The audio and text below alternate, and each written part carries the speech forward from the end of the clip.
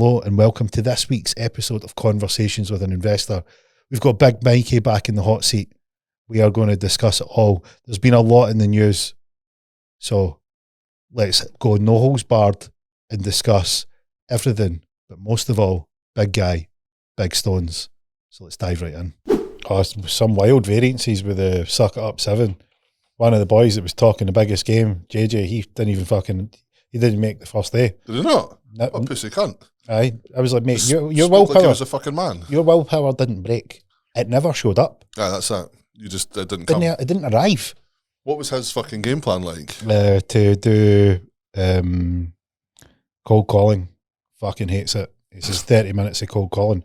I was like, you are so pathetic if you think 30 minutes of phoning people is suffering. Which one's Jay? Is he the English lad? Aye, English lad, yeah. Him, they were getting stick about his wife fucking with the Ireland when he got off the fucking chat and that. Was that JJ? That's the one. Yeah. Okay, I can't even on about. He'll do anything to avoid cold calling. He hates it. What does he do then? What's he need a cold call for? He's got a recruitment business, so he's looking for new clients. Oh, fuck that. He's the typical he's the archetypical recruitment guy. I know because when I worked in the phone shop, there was a type of there was a stereotypical person that worked in a phone shop, and I remember they brought out like a sitcom, and they just blew it out of proportion. It was I was like, that was what it was like, and recruitment's like that as well, where it's just got the whole kind of particulars around it. The folk I know in recruitment though, they fucking do well, lad. It does well. Ken, like one of the boys I ken, he's got like a tech headhunting recruitment company thing. And it's fucking smashing it. Big money. And I don't understand as to how. What you mean, how do they get paid? Like, yeah, you get someone a job, who So what happens is you would get a company that the whole idea is that the company pays you to find them somebody. They pay you 22% of the first year of salary. So say somebody's on 100 grand a year, you're getting paid 22 grand to go and find them. And the idea is that companies are saving money or cutting costs by employing somebody that would do that. You know, they're just wasting their time. Just sub it out in essence. Yeah. We'll subcontract out, but the fees are like between 18 and 22%. And if you're in like that guy in the tech business, like, salaries can be big phone numbers. So I mean, you're getting a chunk of that. That's just a good wedge. Yeah, for sure. But they're filthy because what they'll do is they'll phone around and then like poach clients and like, we'll try and get you up the ladder. It's cutthroat. A lot of it baffles me, like, and there's a lot of jumping about too. Kind of like they're trying to climb here, but they can't, so they need to zigzag to another company and come back over. Why not just give them the fucking promotion? It's a weird game of snakes and ladders. It doesn't make much sense to me. It's politics, company politics. That's pretty much, mate. Drives people nuts. I couldn't be asked for that corporate world, like office bollocks. Yeah, like you see it when you're when you invest in some companies, like they'll have structures and protocols and policies, and you just go, man, like it's bearable at a distance, but like it would be awful if that was your daily life. Aye, it wouldn't be me like compliance and just rules upon rules, legal shit, fucking rules and regulations, and it's all spin, all of it. Is it? It's spin. It's a mild version of politicians in terms of it's the way you put things across, it's the way that you appear and all that. When you know what the real story is, and then you look at the spin, and it's like that's throughout all industries. Aye, companies are like that. They window dress things. That's where the expression window dressing is. So the idea would be that you would have a company that would have a certain way of operating, and then that might not be palatable to the outside world. So what you would do is you would window dress your operation so it would look the way it would need it to look. Right, yeah. So that people coming round, like figuratively, people would come round and be like, oh, this looks the way it needs to look. And then it's got extremes where they'll, bend reality of what the company's operation is. Talking to me about our government. Well, I was thinking more like Boeing in terms of like we can make things fit and then like parts of it are blown off. Like Ricardo suffers big time with flying. He hates it. And there was a notification came up about one of the 737s. Like the wheel just came off and the plane flew up to 22,000 feet. Did you see the cunt that had to like help a Boeing land with his truck? I never seen that one. The fucking front wheels fell off, and obviously they're like, well, we need to land. So they've fucking managed to land and put the front landing gear in the back of this cunt's pickup truck. Obviously, I think it was in America. It would have had to be. We don't have trucks big enough for that.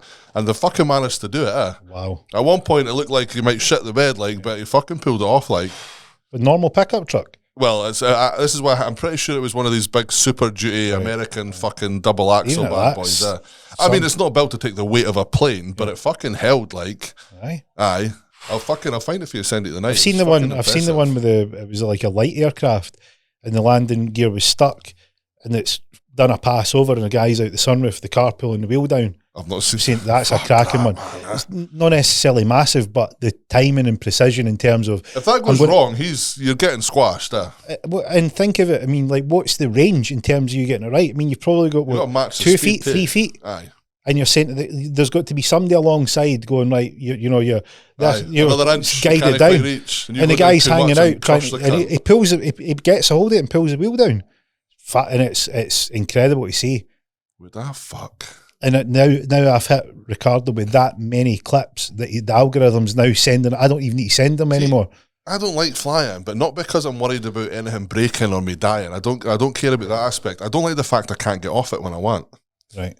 That's what I don't like. Is it a size thing or is it a control? No, I just don't like being I don't like stuff contained. I don't like trains for that reason too. I can't just stop and get off a train. You can stop and get off a bus whenever you choose. You just push the button, emergency stop, and you can get off. Whereas a train and a plane or a boat, you can't do that. And I don't like them for that fact. The fact I can't leave. How do you deal with it? Was that kind of the Asperger's rearing up again? Maybe it might be. I don't like the fact I can't get off it, and that's it. So what? You always been like that? I don't have a problem with flying. I just don't like I can't get off the fucking thing until we're wherever we need to be. Which is good, because if I had the ability to get off, I would probably never get to where I needed to be. Because I'd be like, nah, fuck this, I'm wanting off this. Would you feel that? I don't like it, lad. No? I don't know why. It's literally because I can't get off when I want. It's almost just quite a petty reason. That is quite petulant. Really, that's just autism. It's childish. It's really fucking. It's such a shit fucking condition. Is that like autism? Is it just like you've got an anchor to childness? It's one of these being things, like childish. The easiest way I can explain autism, well, there's two ways. One is we're playing the same game. You got a rule book. I never. I don't know the rules of the game. And then another one is like if someone tries to. If you hear folk fucking explaining it and they're just fucking, most of it's bollocks. Like, because people are like, oh, he can't do that. He can do that. He just doesn't want to. If he chose to do that, he would be fine. But he doesn't want to do it. You're making him do it, so now he's not fine. And that is literally, if you choose to do something, like I could go to a fucking concert if I wanted to. If you made me go to a concert, we're not having fun because you've made me. Right. And that it can be that simple of just choice. I chose to, I'm fine. Right. I don't want to be there, we're not having fun, and you're not having fun either. How did you go on at your, did you manage to stay the full event? You were at a show the other week. Oh, Hans Zimmer. Oh, dynamite lad. So who's Hans Zimmer? Do you not know who he is? Well, for the listeners that maybe don't know who he is. They'll know who Hans Zimmer is. What do you think they will? Hans is the man. Are they eclectic enough to know? Global composer. He's you know who he is though, didn't you? Yeah. Fucking unbelievable. Really good. The only thing I would say is he didn't play, like the way he done the set, he didn't do certain bits that I liked enough. For argument's sake, for Interstellar, Cornfield Chase is probably the most iconic bit of music from that film. And he blended in and out of a few different parts of the movie. And I get why he did it, because it wasn't just a piece of music. It was the music across the movie that he'd done. But that was the fucking piece of music. And he should have, in my opinion, extended that section. And a few folks said that on the way out, like, I wish he'd done that a bit longer. I'm like, fucking right, he should have. Because that's the bit that bit of music, Cornfield Chase, is probably the most iconic bit from. No one cares about the rest of the bit he did for the movie. It was good, but that bit he nailed.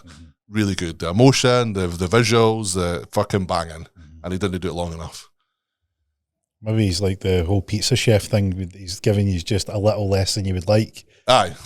But it didn't leave me wanting more. It made me annoyed. I'm like, you dick. Is that because the autism? No, everybody felt the same way. Normal people non-autistic felt pissed off. Right, okay, that's because good. It's good that you've checked the reference point. We did a few because on the way out, I wish he'd done that a bit longer. I'm like, fucking yeah. Well, that's good. Yeah, aye, but it was really good, lad. Really good. Because like most concerts and shit, like everyone's getting all fucking loud and leery. You could hear a pin drop in the hydro, like really silence. Every cunt was captivated. Silence. Captivated with the whole thing. Awesome. Really good. That's when you know it's good. Really, really fucking good. I'd recommend going. I don't know if I would go again, but I'm glad I went, if you get me. Yeah. It was really good. A good experience, but not rushing back to it. Aye. Unless he does a bit more cornfields. Basically. Aye. If I knew the structure, I didn't realise there was a sort of list to... And the cunt wasn't even there. What do you mean? He wasn't there. His guy was there, but he wasn't there. He was on like Video Link or whatever. He only physically does the North American shows, which I didn't know. We found out like 2 days before. I'm like, the guy's not even fucking there. It was still good though. The way they did it with him and Video Linkness and whatever, it was good. But aye, when I was just like, what? How's Ken? Could they not have got a clone? Aye, that's aye. They never got Bill on the phone and fucking hooked up a replacement. But no, it was decent. But aye, there was a few things that I would expected. Ken, because it wasn't fucking cheap. So I'm like, I expected the guy to be there. Aye. Ken, how much was it to go to that? Pass. She didn't tell me. Much more would it have been to get him there. The cunt's worth a few quid. Like is he? He's fucking. I'm sure he's up 600 million type. He's got some bank. Like wow. Aye, actually, we have Wi-Fi. I'll tell you right now. Check the Wi-Fi. Zimmer. What is he on the now? Oh, 200 million. I mean, it's as if only it's, only 200 million. He's only got fucking couch change. The fucking hack. Nah, he's fucking ginger bottles. Imagine having 200 million, mate. Imagine having 200 million. You don't even go to your own shows. I know. Fucking hell. He's cracked it. He doesn't even work. He's like, nah, it's fine. He'll just host the show. You go on. It's a bit of a fucking extreme work from home setup, is it? Is it not? He's just sitting there with Video Link. You going over? Nah, fuck it. It's Glasgow. Fuck them. Going nowhere. I'm work from home. Aye. I'm still abiding by the COVID laws. Craziness, man. We were talking before we came on air about clones. That is wild. That blew my mind. Right, that guy is the son of a founding member of the WEF. And the dad fucked off because he didn't agree with the direction they were going in or some shit. And now this guy's just off his chomp and everyone's dead and everyone's been replaced. The weird thing with these people that are off their fucking nut is, see, if they're around long enough, a lot of the stuff comes true, which is even more fucking bizarre. Have you came across him before though? I've never seen I've seen him before. Life. He done an article where so if the people that don't know who we're talking about, Alex, I'll get his name. Alex Pascal something or other. Well remembered. Like my head, I actually go to Pascal Pedro Noval or something. It's not Pedro Pascal. He's a fucking actor. Pascal Noval, I think it is. Let me just pull it up. Such as the conversations we have, because I'd sent you this at about 25 past midnight last night. What, have you seen this? And it's very rare for Alex Jones not to be on board with something. Okay, normally he's fucking right behind it. Right, let's fucking see here.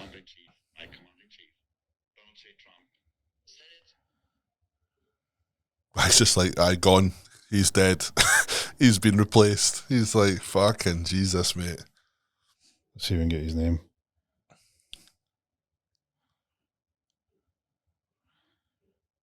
I couldn't work out if his first name or surname was Pascal. Do you know who he sounds like? He sounds like Hans Gruber from fucking Die Hard. Such a good fucking character. Right, Simon Says. He's fucking on the beach collecting 20%. That's who the guy sounds like. Let's see if we can find his name. There's not any info on the video. Let's fucking put it up here. Because he says that, because fucking Alex Jones says his name a couple of times. He's awfully fucking quiet these days. What was his name? Though, I'm sure it was Pascal. Either Pascal Sahan or Sahan Pascal. Let's see. Like I said, my head immensely was going to Pedro Pascal. Here we go. And I know it's not Pedro Pascal. Pascal Najadi. Pascal the Jadi. Not Najadi. Oh, Najadi. So the guy said Pascal comes on and he says Elon Musk is gone, meaning that he's dead, he's been cloned. Yeah. Do you see this rocket ship? It's a piece of metal with traditional rocket fuel and you want to go a 7-month voyage, basically saying, look, you can't go that far in conventional fuel. And he also went on to say that President Kennedy, who would turn 107 years old next month, no danger, is not only alive, but is QAnon. Bollocks. Total bollocks. President Kennedy is alive and he is Q, actually, Pascal says. It is fucking wild what he was on about. Aye. But he was famous. There, like. The very first video that I seen was a really, really well put together production where he was saying he's a Swiss citizen and he was basically saying that he was bringing charges against the Swiss Prime Minister for the whole COVID thing. He basically says that the vaccine was a bioweapon and that these people that were in charge should be held accountable, and that it's been in Westminster this week too. Mm-hmm. The leading oncologist in the UK is basically saying the vaccine is a cancer accelerant. Yep. All it's doing from their evidence is accelerating cancers. Yeah. That's why you're seeing the rise of the turbo cancers. The rise of the turbo cancers. I mean, you see these things and they were, you have cancer for 10 years. Yeah. There's people who are dying in 10 weeks. Yeah. Guy who done my garden, Danny, passed away this week. And he was the same, never right for his second vaccine. How old was this? He was just 60. But he'd not like fit as a fiddle. And he straight away after his second shot was just never right. Loads and loads, all constantly felt weak. Look at Charlie. Charlie's had nothing but health problems since this. Really? Fucked, mate. She's literally just been diagnosed with a neurological condition.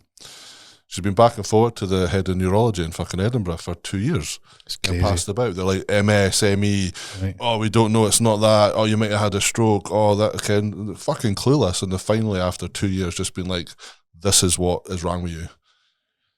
Got a pal that's a GP, and I gave him like he got vitiligo, and I told him I was like, "You What's should." that again? Is Vitiligo's that the white patches in your skin. Yeah. Like the Michael Jackson. Michael Jackson, vitiligo. Yeah. So I said to him, I says, "Look, I ain't gonna. Your autoimmune disease your immune system's been crushed because you take these vaccines." Nah, I can't be. Give him the book. Did he have the foo Buna? I was a full kit and caboodle, and his wife was the same, and he rushed down to hospital. She had chest pains. Bear in mind, he's a GP. Yeah.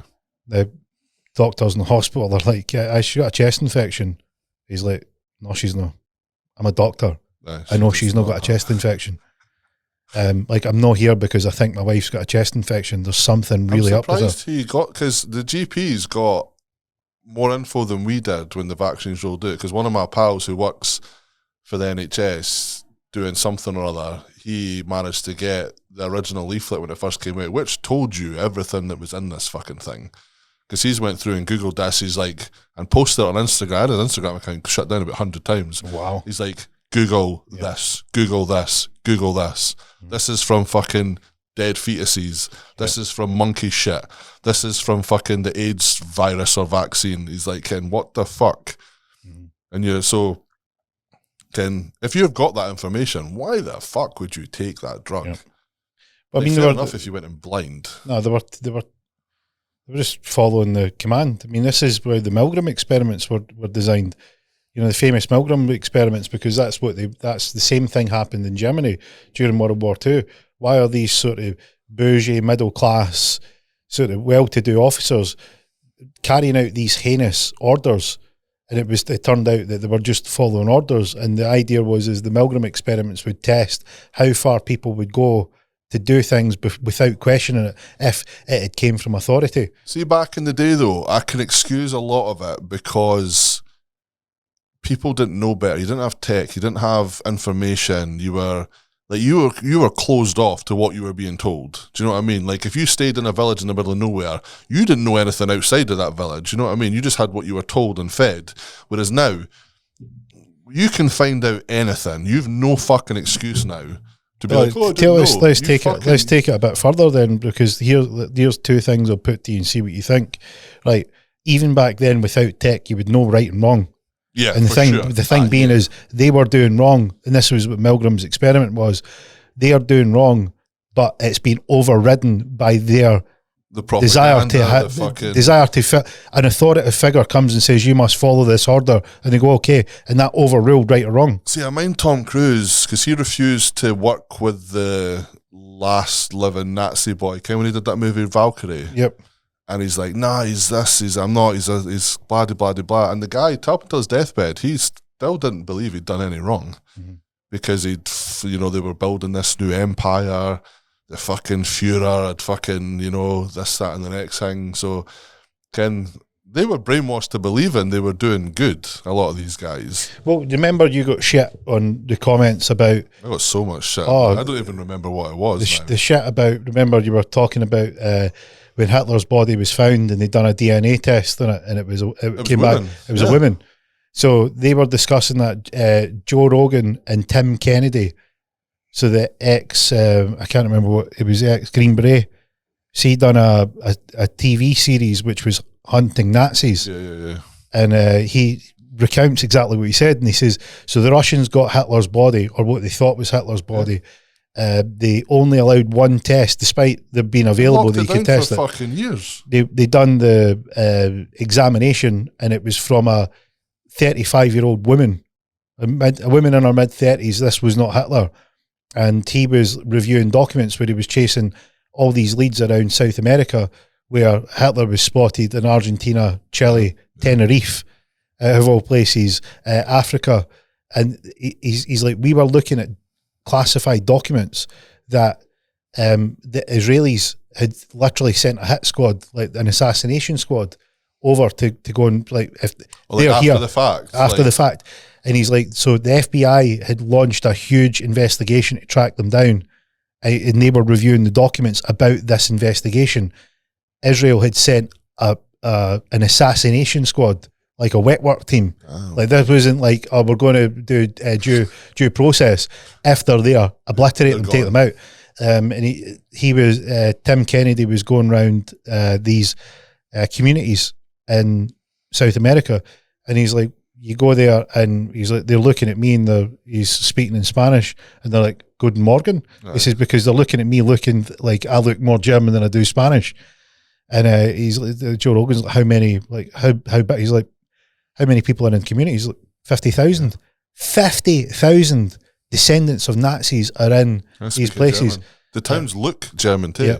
Architecturally, or German construction. Everything, road signs, the fucking lot. It's called Little Bavaria. That was whatever the translation is. It looks really cool, to be fair. Like, it'd be worth a visit. But he was saying that, Tim was basically saying, look, if you don't believe that it was if you believe that Hitler's body was the one that was in the bunker that he committed suicide with Eva Braun, if you believe that, then why would huge amounts of resources and investigations from the intelligence services be looking to track him down? So when did they do this? After the test? Or what test? So after the body was tested and discovered? No. So they knew from the get-go they knew from the get-go he was there. So it was high-ranking Nazis. So like Joseph Mengele was Joseph Mengele was Dr. Evil. He was where did the info then come from that he was in this fucking bunker then? That was just the story that was told. That was the story. The story goes that... Okay, was that for information that we've intercepted? Is this just bullshit we've said? Like, he was in that bunker, we got him. You don't know, because the thing being is that if history is true and what the story's told the way it happened, the Western forces are approaching from one side, the Red Army are approaching from the other, and they're looking to carve up what's left of Germany. Hitler's and his mistress are in this bunker and realise the game's up, commit suicide. They find the bodies. The Russians get there first. They take the body, and it's apparently Hitler. And then Operation Paperclip is where they've taken all the Nazi scientists who have got all this advanced technology or advanced research, the rocket programs that we came from the V1 and the V2 rocket, and we're going to take them, and we're just going to wipe the slate clean. Set up some fucking. Gonna set up NASA. Yeah, and like what was his name? Werner von Braun was a Nazi who was the chief scientist for the Americans for their space program, and he was well known for his tactic to get the prisoners to work. Was he would take the 5 slowest prisoners and hang them, so that everybody knew that they had to up the right. Here's what happens. You don't get it together. You're going to be hanging off the rafters. It's a shit Dr. Death did though. He was heinous. People. But here's the dark thing about it is that a lot of the things that we know about revival and treating people came from those experiments. Nitroglycerin, that was him. What was that? Kind of like if you've got a heart attack and you take nitroglycerin pills. Was that from there, was it? He was just injecting petrol, diesel, nitro, just to see what it did. That's the nitroglycerin when you've got heart shit stemmed from his fucking shit. So anyone who's on nitroglycerin tablets and shit like that nowadays, you've kind of got that guy to thank for it in a weird, fucked up, twisted kind of way. Yeah. Well, I know he runs really great with a shot of that to the heart. Fucking horrible cunt, man. Horrible human. Evil guy. Oh, evil. Mate, unbelievable. And you know what was really quite harrowing about reading about his information is that he was brilliantly charming to the patient. Oh, is he? And they were calling him Uncle Mengele. Oh, fuck. Uncle Joseph. Because his name was Joseph. They're calling him Uncle Joseph. What happened to him? He's coming in with the whole bedside manner and he was like torturing them. Aye. I'm just going to give you this. What is it? Petrol. All right. Crazy. Well, I remember they done the Did he get done or end up in the Hague or that, or did he do a bolt? Escape to South America. Did he? Aye, South America. He was known for like when they started doing the experiments down there, and he was like, "All right, there's more shit on him, is there?" So Tim Kennedy goes on to explain this that they were using sort of the same methods to get information. Epstein Island, blackmail, the whole 9 yards, using the same sort of concepts. And what they would do is they would use the same techniques to capture the South American government. Wow. And Mengele, like that's why they were untouchable. That's why nobody they were the broken arrow. They couldn't be fired because of the information and places that they held. They had infiltrated everywhere, so they were kept under they were hidden, so that whoever came. So imagine the scene, like you're an investigator or you're sending a team down or whoever it is, where they need to enter the country. Yeah. And as soon as the government are aware of who's coming in the country, then it's all like, right, get out of Dodge, get out of town, because they were getting the other side of it. They were getting weighed in. It was either fear or results that they were getting. So they were like, look, fuck this. We're going to protect our golden goose, no matter if it's got a swastika on it or not. Wild. Thing is, I came over with some wealth too, because tons of shit's still missing. Never been found. Money, gold, art, fucking tons of shit. Wonder if anything's been recovered for South America that went missing in Europe. It's wild. But there was a whole program called the Nazi Hunters. Is that the one with fucking what's this puss? Pacino? Is that one? I'm sure there's some mad Nazi program and Pacino's in it. No, so I'm sure it's on Prime. Is it? Oh, maybe. I don't know if we're talking about the same fucking thing. I don't know. Nah, look, it was a bit more kind of, I don't think Pacino would have been in this one. It was a bit low rate.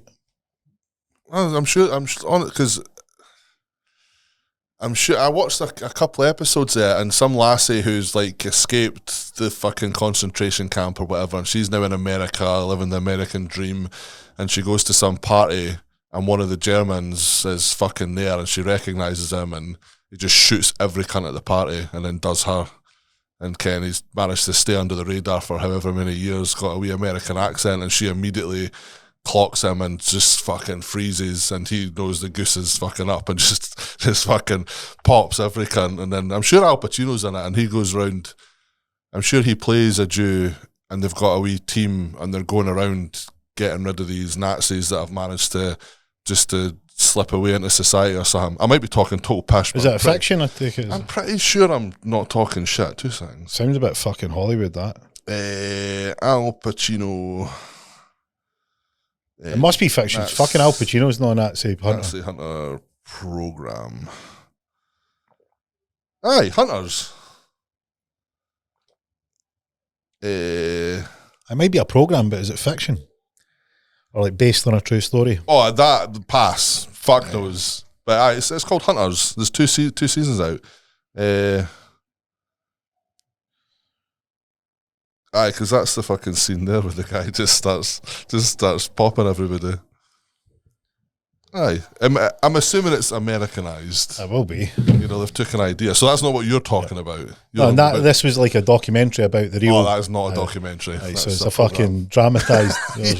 Aye. Some fucking recruited Al Pacino. That sounds a bit out there. Yeah, no. But it's mild compared to Pascal Najadi's fucking statement. So like that is not a big leap from what we were discussing initially. Aye. So there might be some truth in that. That everybody's a clone, but there's a lot of that. There's a lot of people that are taking pictures of like celebrities and comparing photographs from before to after and pointing out the differences, you know, shape of ears, like facial structure. You can fuck about with this, but you're not like an ear is like a fingerprint. Like, and they've done folk on this, kind of burglars and shit, like ear imprints on glass and things like that. They've done people with their ear shape, ear print. Yeah, because it is like a fingerprint. Your ear setup is independent to you. Okay, and that's how different an ear is. So the shape being completely different, position, level to your eyesight and all this crap and that, they've fucking done it, and they've took pictures. They were doing it with Biden. There's apparently 2 Bidens. The one that is Biden, who doesn't have a clue what he's doing, and then there's the other guy who seems to be able to throw a speech together. And facially, Where's he? Because he's not been about for a while. He hasn't been about for a while. He's probably been fucking sacked. But facially, you can't really tell too much. But then when it's side profile, their ears and jawline are completely different. I've seen fucking the places. comparisons. Yeah, so it's like you can't fake that. Mm-hmm. Do you know what I mean? What about Mike Obama? Is that she a clone? He a clone? It's funny, that one, because like when you see the pictures of his childhood friend Mike, and then you see Michelle, facially, I think it's viable, like, you know, and then you see pictures and outfits. What do you mean it's viable? Like facially, they look pretty similar. Right. Like you could be like, that's probably him with a wig on type thing. Aye. Like they look quite close. It's the lats. Well, have you seen some of the stuff she's wearing? Michelle Obama's she back. walks out, and there looks like there's a wee bit of fucking taco kicking about. But then other times, they've obviously got the tuck on well, and there isn't. Mm-hmm. So, don't know.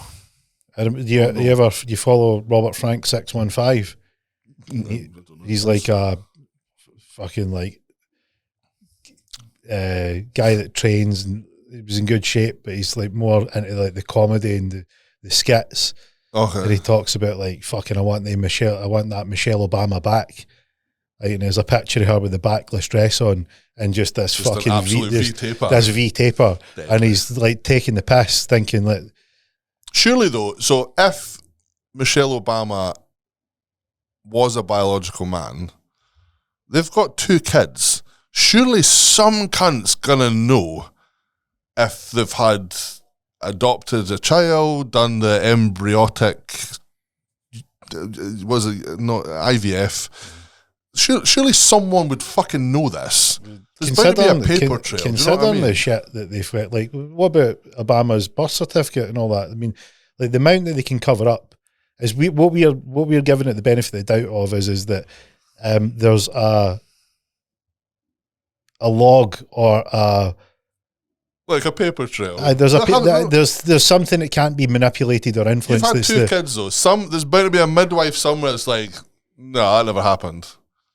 No one's delivered this woman's baby. or Yeah, but babies. it's not. You need a whole network of people that are connected to go, I didn't do it.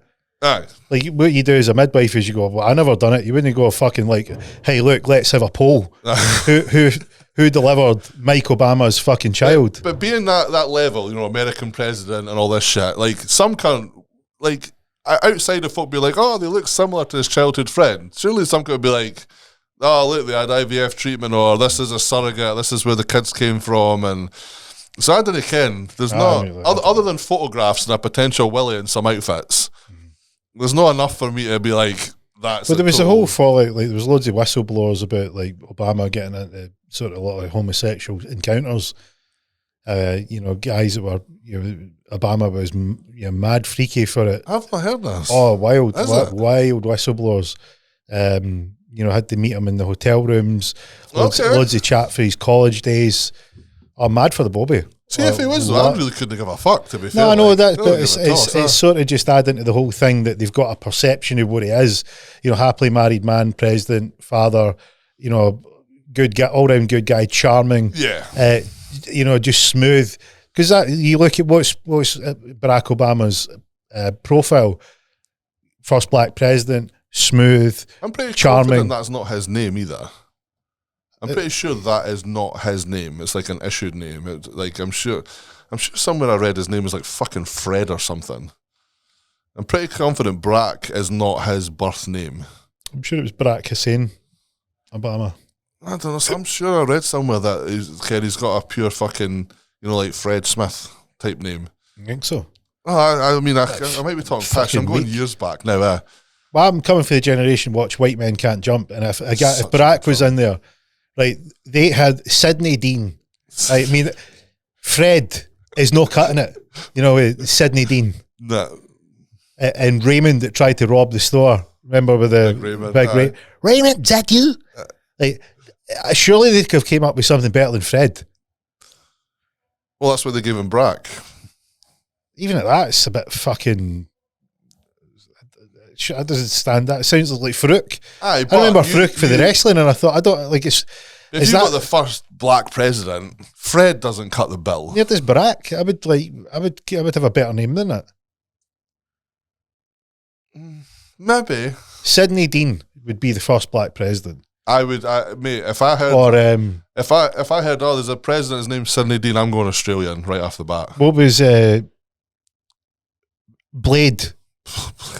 Right, fucking Blade is the first black president. Daywalker. I'd fucking vote for him. Daywalker. He's gonna get shit done. Oh, aye. Blade. Simon Phoenix. Remember for Demolition Man? I don't want Simon Phoenix. Anything. I know.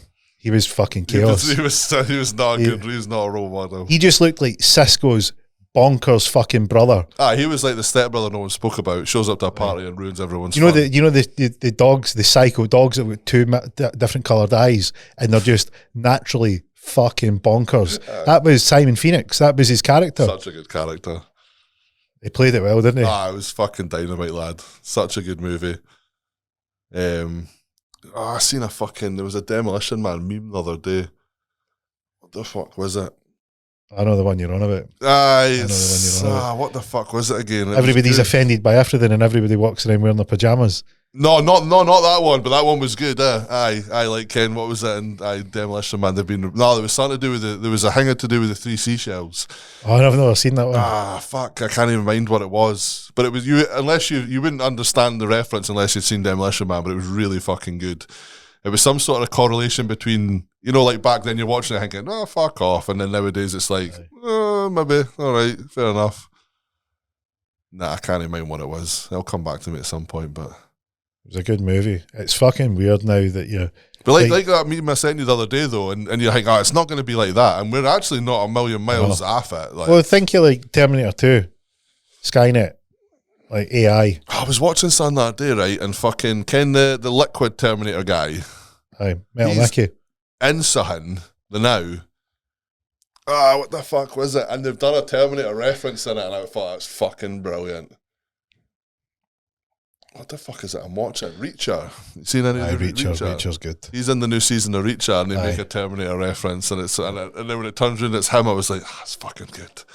You'd only ken it if you'd seen Terminator 2. But it's funny, these movies like Demolition Man, Terminator 2. But seeing shit like that, even that meme I sent you the other day, and you kind of, there is that chat that Hollywood is just preparing you for the future.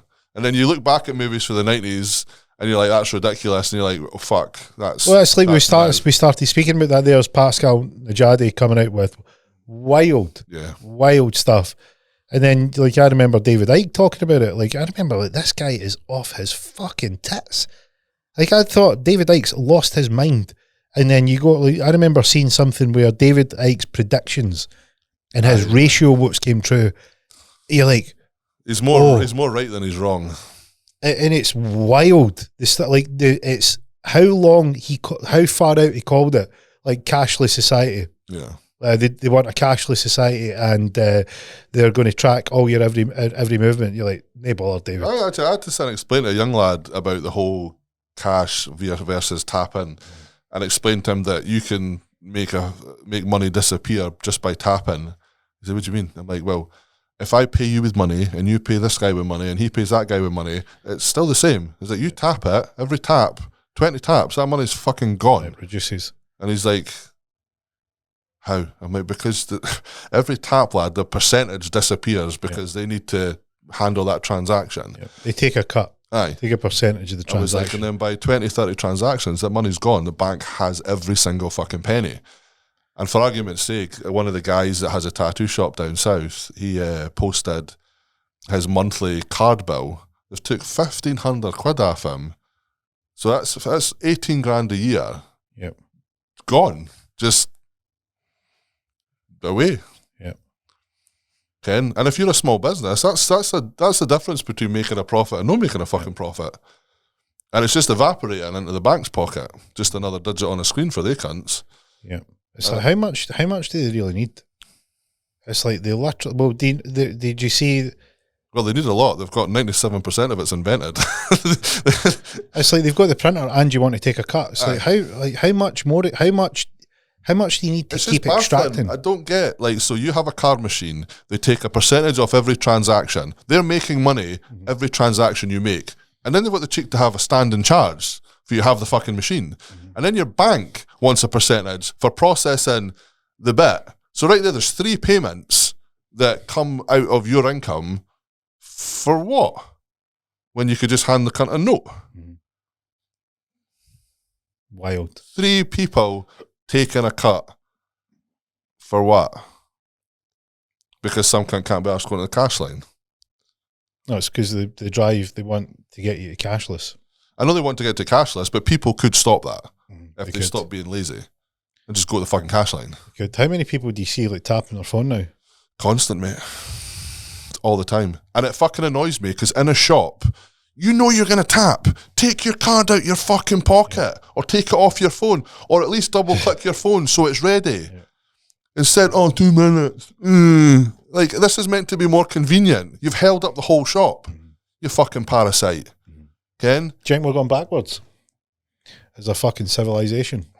I think people are just I don't know if we're getting so much backwards because right now we're in a point where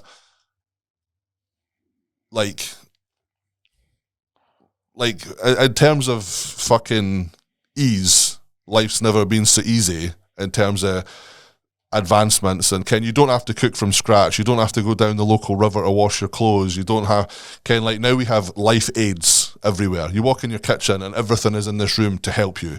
You don't really have to do anything anymore. Do you know what I mean? This was the thing about, I watched that interview with, I fucking made the tragic mistake of starting to watch that Graham Hancock, Fred Dibble debate on Joe Rogan. I'm halfway through. Fuck me, Mikey. I put that on at 12 o'clock at night. 4 hours long. My eyeballs were hanging. I couldn't put it down. I could not put it down. But the point of view that Graham had put is that if there was an advanced civilization, they go wiped out due to a cataclysm. They all died because they were so advanced that they didn't know how to live, like normally to live off the land. Aye. So it would be the hunter-gatherers that would know how to survive. It's quite funny though. What was his other boy's name with a hat? Fred Dibble. Right. So because when he's saying about advanced civilization, he's instantly just went microchips. Oh, they've got technology. No, he's like, no, I don't. I don't mean that. I mean, they were more in tune with X, Y, and Z. They maybe had old stuff that we don't know about anymore, and vice versa. Even like shit like with the Egyptian chat and how they've managed to get just shit we don't understand, but clearly at some point they were able to. What did you make of the start of his presentation? With his seeds. No, it was just like, I want to tell you about archaeology, and most people don't understand what it's about. Right, Jokey, describe this first picture that's up on screen. It's like, Joe's like, oh, you're going to land this one on me? Oh, it's it's a man and a woman shagging, and it's very, very visual, very graphic. I know. And then we seen them in Egypt. Did you? The statues with the fucking big bobby. Dollars and that. It was huge, disproportionately large. Deadly, yeah. I don't know if it was like a smoke pipe or something, but it was like, I don't know what you fucking guys are up to down here where you want to smoke a bell end, but like, crack on. Each to their own. I well, you do your thing, whatever makes you happy. It was fucking... But that was what they were saying is that the hunter-gatherers were the ones that would survive. And it was interesting listening to Friend Dibble, because I thought, you know, he's making a lot of good points. And it wasn't until Graham came back, he thought, oh, you're considering the other side of it. And I think that's what's missing today is that back and forth. The problem is nowadays as well is people have they've basically been like, no, my cake's the one everyone should eat. There is no other cake. There is no other flavour. There's this fucking flavour, and you'll eat it. Yep. Well, I don't get. If you don't eat it, I'll be offended. Like you can go to jail. I was thinking about it. It was like, see if I was an archaeologist, right, and you found the advanced civilization, like you would be the guy. Yeah. Right. You would be the fucking guy. We talking about being the guy. You would be that. You're the guy. You are. You'd be remembered, like the guy that found the first fucking pyramid or whatever. I'd be saying to Graham, like, right, give me some. Let's fucking have a look. I'll see if I can find evidence that verifies it. But even going back to his Netflix program when they found that mountain with the fucking Giant's Causeway stains and that, and they're from a mountain 30 miles away. They're not in that region. They're laid sideways. They're all cut to exactly 1.5 inches, a fucking inch of mortar between each one. Clearly, aerial view, it's rooms. And they've done that mad fucking scan, that LiDAR or whatever it is. And he's like, there's chambers in this. And the archaeological community are just like, nah. It's like, well, what? Why no? Why are you not looking? Like, if I found this... So I think he's got a point where some of them don't want to, because that guy is like, we're trying to publish, we're trying to change the viewpoint on humanity for our archaeology side of things and that. It's like, but you're also not though, are you? Do you know what I mean? I get you're saying this, but everyone can't have that opinion. He might just be quite progressive as an archaeologist, but Hancock's been shut down for loads of the things he's trying to uncover. Well, he brought up the fact that the other archaeologists that were this guy's peer that had found evidence were completely ostracised from the peer group. They were they brings on 2 cases of archaeologists that had found information that had challenged the narrative that was understood to be what archaeology believed. Gobekli Tepe challenges all that. But this is what happened. The age of it predates. What they're saying is that there's archaeology believes that there's nothing there that suggests there's an advanced civilization. That Gobekli Tepe is just basically a hunter-gatherer site. There's 20 stories deep into the fucking like come on. Aye, I know. But this is like, if you listen to Fred Dibble, what he's basically saying is, right, you can come up with fantastic stories if you like, but we need evidence, and this is how we find evidence. Sure, yeah. And but when you seen when Graham was pressing him, what was actually happening was Graham was saying, right, it's one thing to look for evidence, but what you're doing is looking for a particular type of evidence and ruling out. You're dismissing all the other parts of evidence, and this is where the rubber meets the road, where you're starting to actually see the split, because I think, for as much as Fred Dibble's gone out there and saying, yeah, you know, we're looking and we want to, you know, as long as we can verify it by evidence, then it's like fucking trust the science. Yeah. But like, whose science? Like your science. Aye, this is it. I love that there's more mystery out there. I love it.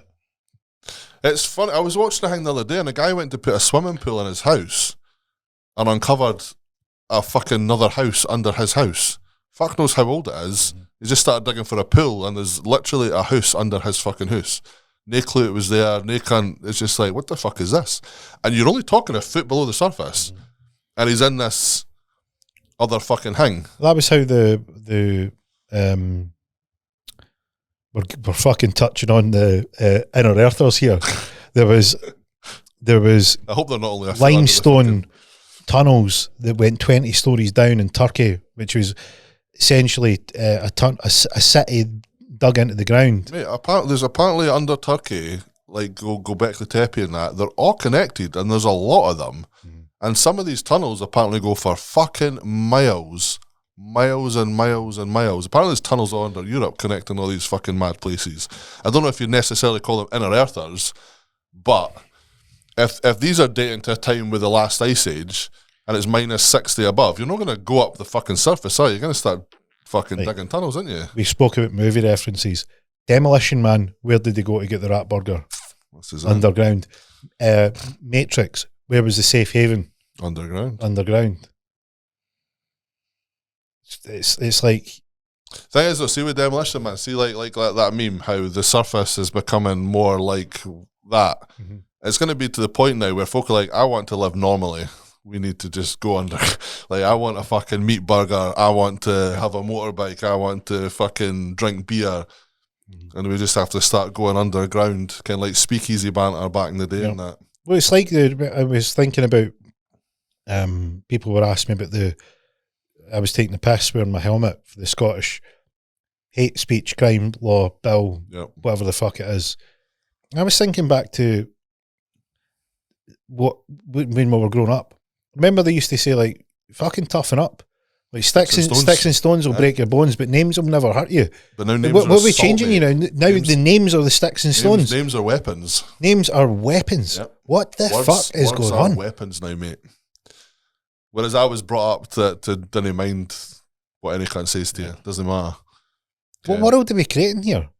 Like, I don't like how it looks. Did you see the first 4,000 complaints were made under the new hate speech? How do you mean? As in people have 4,000 complaints were made on the day that it was introduced. Over half of them were for one individual. One individual. Who? Scotland's First Minister. Joseph Hamza and his anti-white speech in Holyrood. Oh, they've pulled that back. The first day that it was... No, I know the one. I remember watching it being like, oh dear. Like, oh dear, what is the fuck is going to happen here? Joseph, you're fucking digging a rather big hole there, son. But when you're the captain of the ship, you can say whatever the fuck you like. Ken, who's going to do anything about it? The police are not going to go after the First Minister. They're not. Did you see the whole thing about... I think Scotland's police force is about 20,000. From double check that, but I'm sure it's about 20,000, and they've prioritised that all hate crimes will be investigated over all other crimes. What is? I heard something totally ridiculous that they're not even going to be attending to a lot of crimes now. They're just it's fine. Kind of like burglary and shit. You're good. You can just go and burgle cunts. They're no coming. Ken, unless it's like a sort of a violent or what was that again?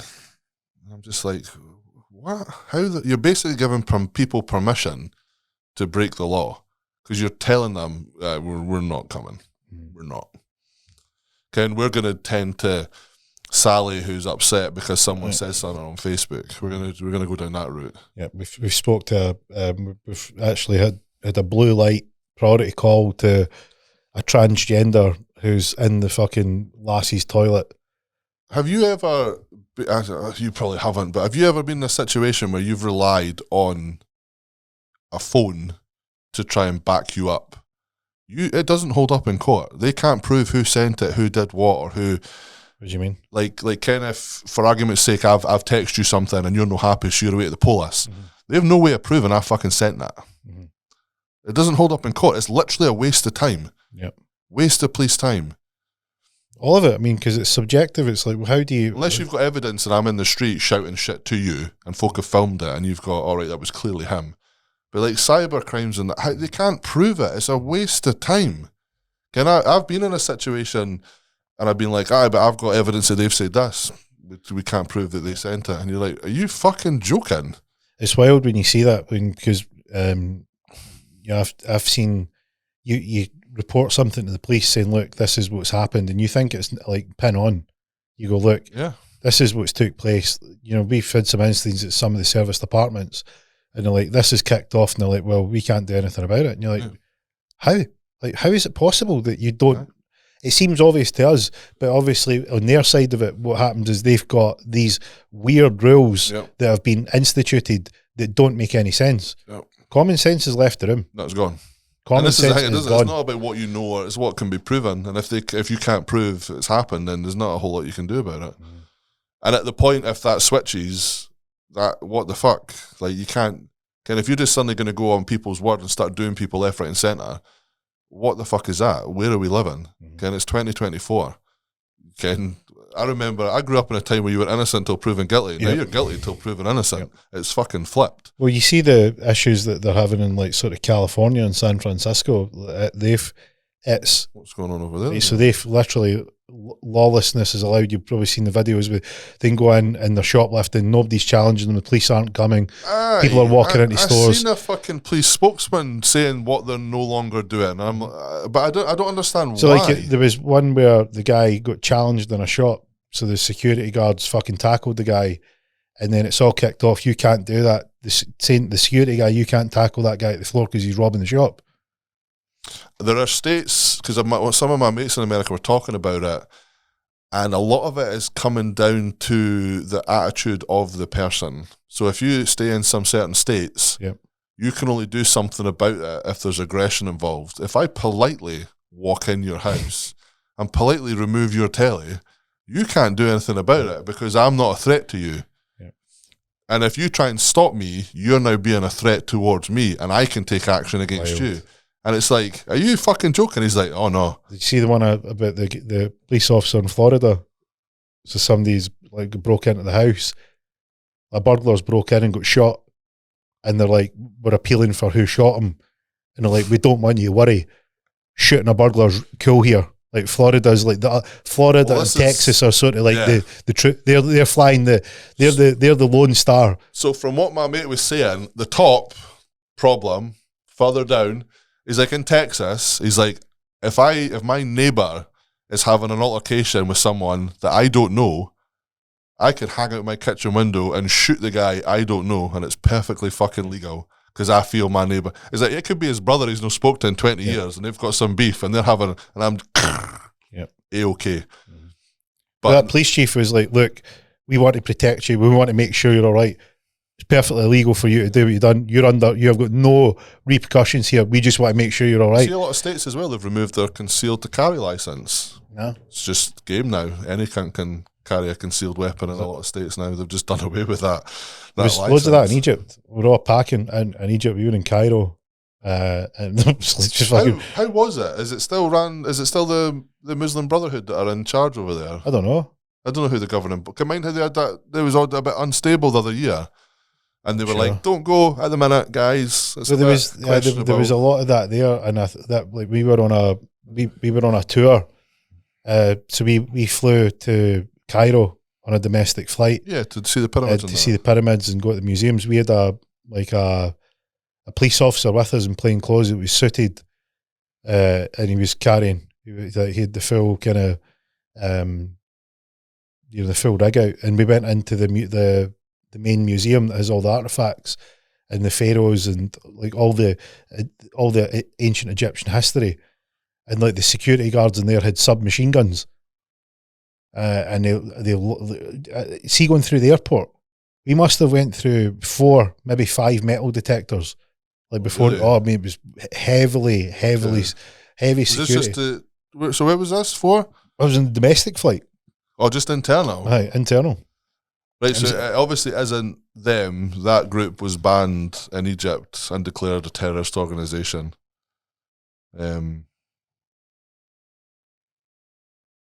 So no, they do not. I'm not really getting who's in charge of Egypt at the minute. But it's not them. The president of the Arab Republic of Egypt, apparently. Yeah, it's a weird geopolitical situation there. I don't fully understand what happened when it all kicked off. I never really got the gist of what was Because going on. it's I just knew we weren't allowed to I go. normally take geopolitical situations in my stride. The Middle East is a fucking spaghetti junction wrapped in a rubber ball of rubber bands. Did you know all that chat about the Suez Canal when I sent you it? Did you know that? I knew some of it. I didn't know it all. Makes funny that issues in Gaza the new Yep. right where they want that new to go through. Yeah. That's been going on for a century. Why would you? But fair play to Egypt. No, fuck off. It's my canal. Yeah. I'll keep the coin, thank you, cunts. Why should they get an input? They've been pillaged. I mean, the African nations have been pillaged for as long as your fucking colonialism stands. Africa should be an absolute superpower. Yep. With what they have Yep. in terms of minerals and fucking commodities and oil and gold and diamonds, and they should be an absolute superpower. But I mean, it's funny. I've had some dealings with like the African nations in terms of investments. I gave some advice on some telecoms and some oil fields, and I was measuring the risk in terms of if you had contracts, could you enforce them in these countries? You know, you get the bribery, corruption, and so on. Like if you're doing a contract with the government and they want to renege on it, is their fucking justice department going to fucking uphold the contract? Are they fuck? You know what I mean? Aye. Like, are they going to fight on your behalf? Yeah, No. you see, so like you're measuring it, and see when you have conversations with the other side in terms of the government there, do you know what they say? Like the Western man is coming to talk to us about us being corrupt. I know. Like it's cheeky. Mirror, mirror on the wall. Aye. And then you look at the BP, like that was the whole thing with the Suez Canal. Like they were like, we want to have the shipping lanes, we want the rights, and it was essentially British Petroleum that were going to stranglehold and monopolise the whole place. And it was just sort of like, this might be your bit, but it's now ours. And it kicked off. And this is the thing that you see. These are represented as like terrorists and uprisings and all this sort of stuff. That's what you're told from one side, but when you look at the other side, you go, that's not the way it first appeared. No. And you look at somebody, you say, right, well, let me get this right. An outside nation, sovereign state, or actor or perpetrators came to your land, essentially stole this off you. Wanted. Right, broke into your house, took what they've wanted, tried to put a noose around your neck legally. You've then fought to make sure that doesn't happen. Then they've sent the gunboats to say, you follow our rules, we're going to blow the shit out of you. Right. Welcome to gunboat diplomacy. Right. And you go, but that said, there's also lots of sort of, what do we call them, factions and just sort of complete animals, like in the Congo and these types of places that are really just running really running wild and rampant. So it's not saying we're not classifying everyone with the same brush here. When you look back at just stuff Britain's done, just like Britain, our little island, across the global things over the years, we're awful. We're a terrible country. Like really fucking like the royal family done and took over things and just like we've just showed up somewhere and put a flag in the ground about mine. It's ours. You didn't put a flag in though. I've put a flag in, so it's ours. Fuck yeah. And it's like, and then just exploited and pillaged the place to pieces. And then when it's fucked, now you can have it back. Yep. It's no use to us now. Oh, we've made you independent. No, you've fucking left us high and dry. You've took what you wanted and then you fucked us. That's what you've done. Cunts. But we gave it a nice name. We called it the Commonwealth. It was fair for everyone. No, it was fair for you. Well, I remember doing explaining this to people a few years back because they would talk about like the pantomime of countries and sovereignty and all this sort of stuff, and that like the idea with a sovereign nation is you can get behind it so that you have a sense of belonging. We'll fight for us. And it's all like this is our gang, this is our sort of house, this is our family, if you like. This is our piece of the rock that we live on, and it's us, right? So you need to do the right thing, and that's sort of the story that you're told. And then you realise, like when you look at Nathan de Rothschild, what he said when he he pulled a blinder in terms of getting all the government debt. So he bought it for 5% of its value. You're missing the part where he crashed it on purpose as well. Well, this is what he did. He got he sent the bit. He funded both sides of the war, the Napoleonic War, and he got the information back. I'll need to refresh my memory in the dates. Say, for instance, the news was due back on the Wednesday. So back in these days, there would be like runners that would run the information back. So Rothschild had paid for the fastest ones to get the information first, and he got the information back on the Monday night. And rather than saying that Britain had won the war, what he'd done is he went into the market on Tuesday and started selling all the government debt. Sold everything. And what people that were there in the market were witnessing was Rothschild knows that England's lost. So if England's lost all that, we need to sell this quick. We'll all sell too. So everybody was selling, and it created a panic. And then at the end of the day, at the end of the Tuesday, before the market closed, he bought all of it at 5% of the value.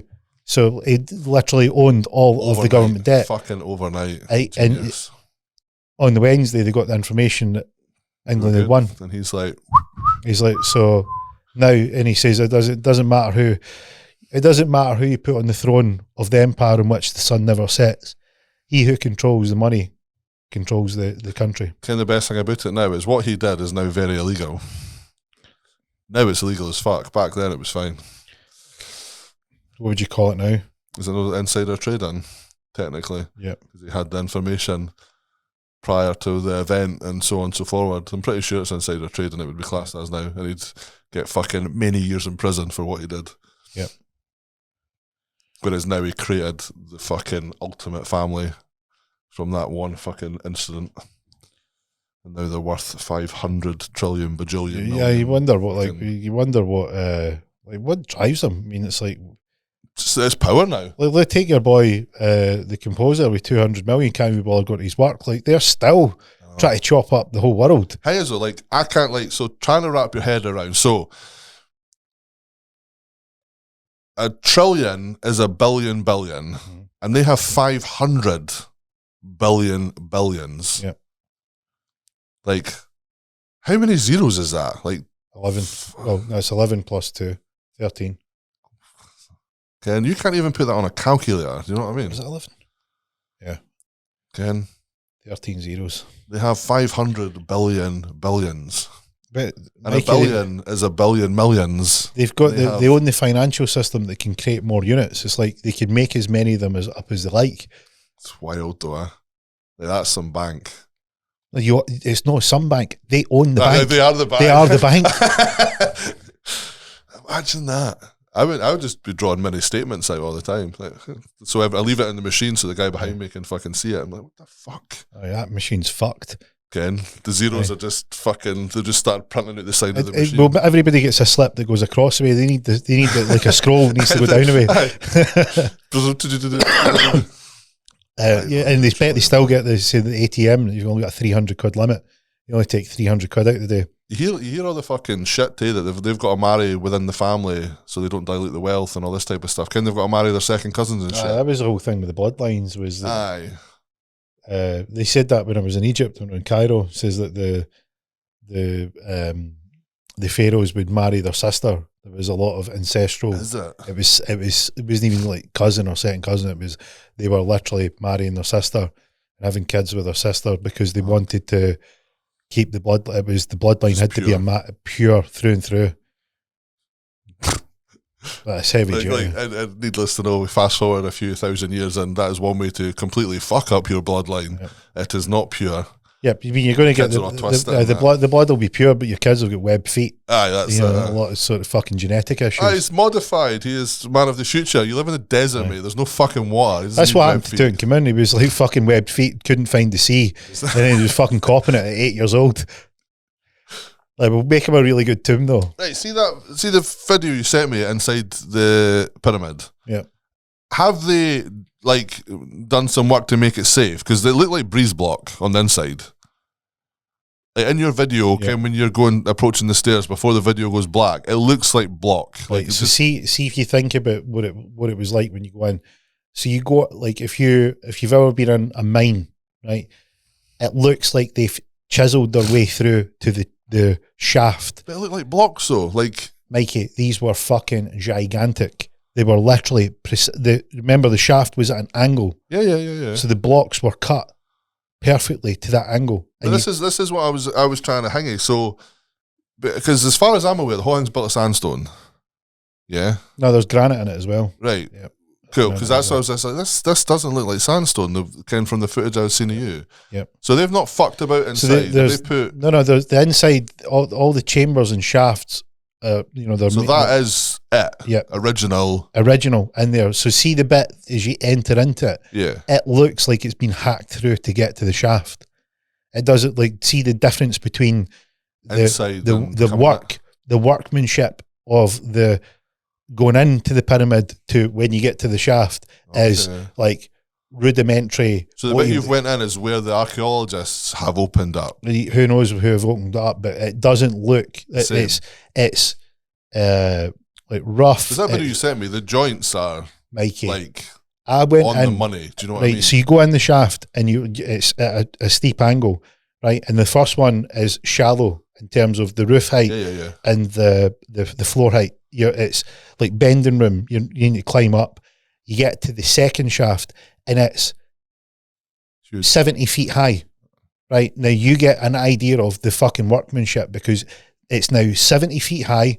It's probably 60 meters up the way, diagonally, just open. And you look at the block construction, and this thing is precision, perfect. Like, see if a stonemason built this today, he would be bullshitting for eternity about how good a job that he'd done, right? And that would be using mortar. There was no mortar.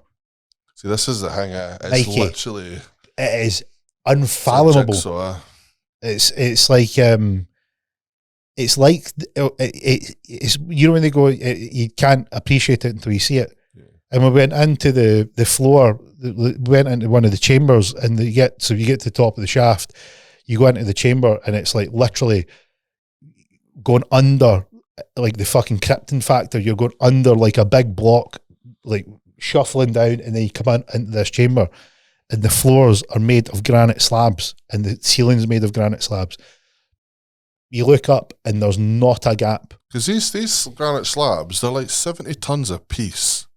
And they're fucking, it's a big old bit of fucking brick, you know what I mean? Well, the above the king's chamber, there's granite slabs that are 90 tons each, the floor and the ceiling, and the king's chamber is 300 feet above the bedrock. Yeah. And how are you getting a 90-ton, not just one, but many 90-ton slabs? And this is the thing. So to do that, I think the science on it, you can't move that weight more than 10-degree incline.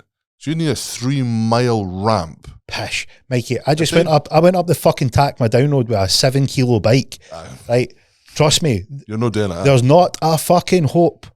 There is, you literally, where would the material be for the ramp? Because the ramp point. Can't be sand. If they built the ramp to put it there, it would still be there. You're not dismantling a 3-mile ramp to put fucking 6 blocks in. Do you know what I mean? Even like you get, like, how are you building the ramp to that point? Then how are you sliding it?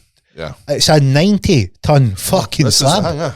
How did you get it there in the first place? How did the boat float it down? How did you get it out of the quarry? How did you cut it so precisely? Could you see any kind of folk talk about clear cutting lines? Like, clearly... There was nothing. There was flawless. Mikey, it was like, see if somebody... There was one thing that I seen, it looked like the pyramid that we were in, with the top of it was missing because it was an earthquake. Yeah. And one of the granite slabs had a crack in it. And I think that's been from the earthquake. But other than that, it was perfection.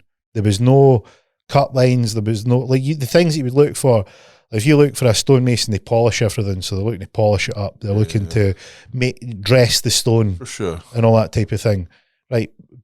But you look at the buildings. We've got buildings here. We've got stone buildings, and we've got great stonemasons. And you look at something like, for instance, Aberdeen, which is the Granite City. Yeah. So very, very hard stone. Really, really great stonemasons that have precisely built these properties, and they're really good, but they're not as precise as that, right? And they're like miniature in terms of the block size. I was standing at the base of one of the pyramids, and I was trying to comprehend what this block was like. So I'm standing looking at it, Mikey, and I'm like, this thing's, you'd probably fucking be able to look over it. It was 2.5 meters high, right? It's at least a block, just right, a single Mikey, brick. 2.5. It is one huge block. It's 2.5 meters high. I went to one end and I paced out 5 meters across, right? And I went up to the top of it, and it's at least 4 meters that way. So you're talking 4 by 2.5 by 5. Big old brick. And it's lines of them. Yeah. Like, there's no fucking way that you've built that. And remember that was the blocks underneath, because it was cased in lime. Yeah, aye. Yeah, so it was cased in limestone. It was all smooth. Yeah. And the second pyramid has got, they've still got a partial on the top. The caps still got the caps on the top of it. But the when you take the, you've been starting to see in the day, like kind of like when they were kind of in their heyday. Can you imagine what that'd have been like? Unbelievable. But just imagine the I would love to have seen how they put it together. I mean, I don't know what technology they used, but can you imagine just seeing this thing form together?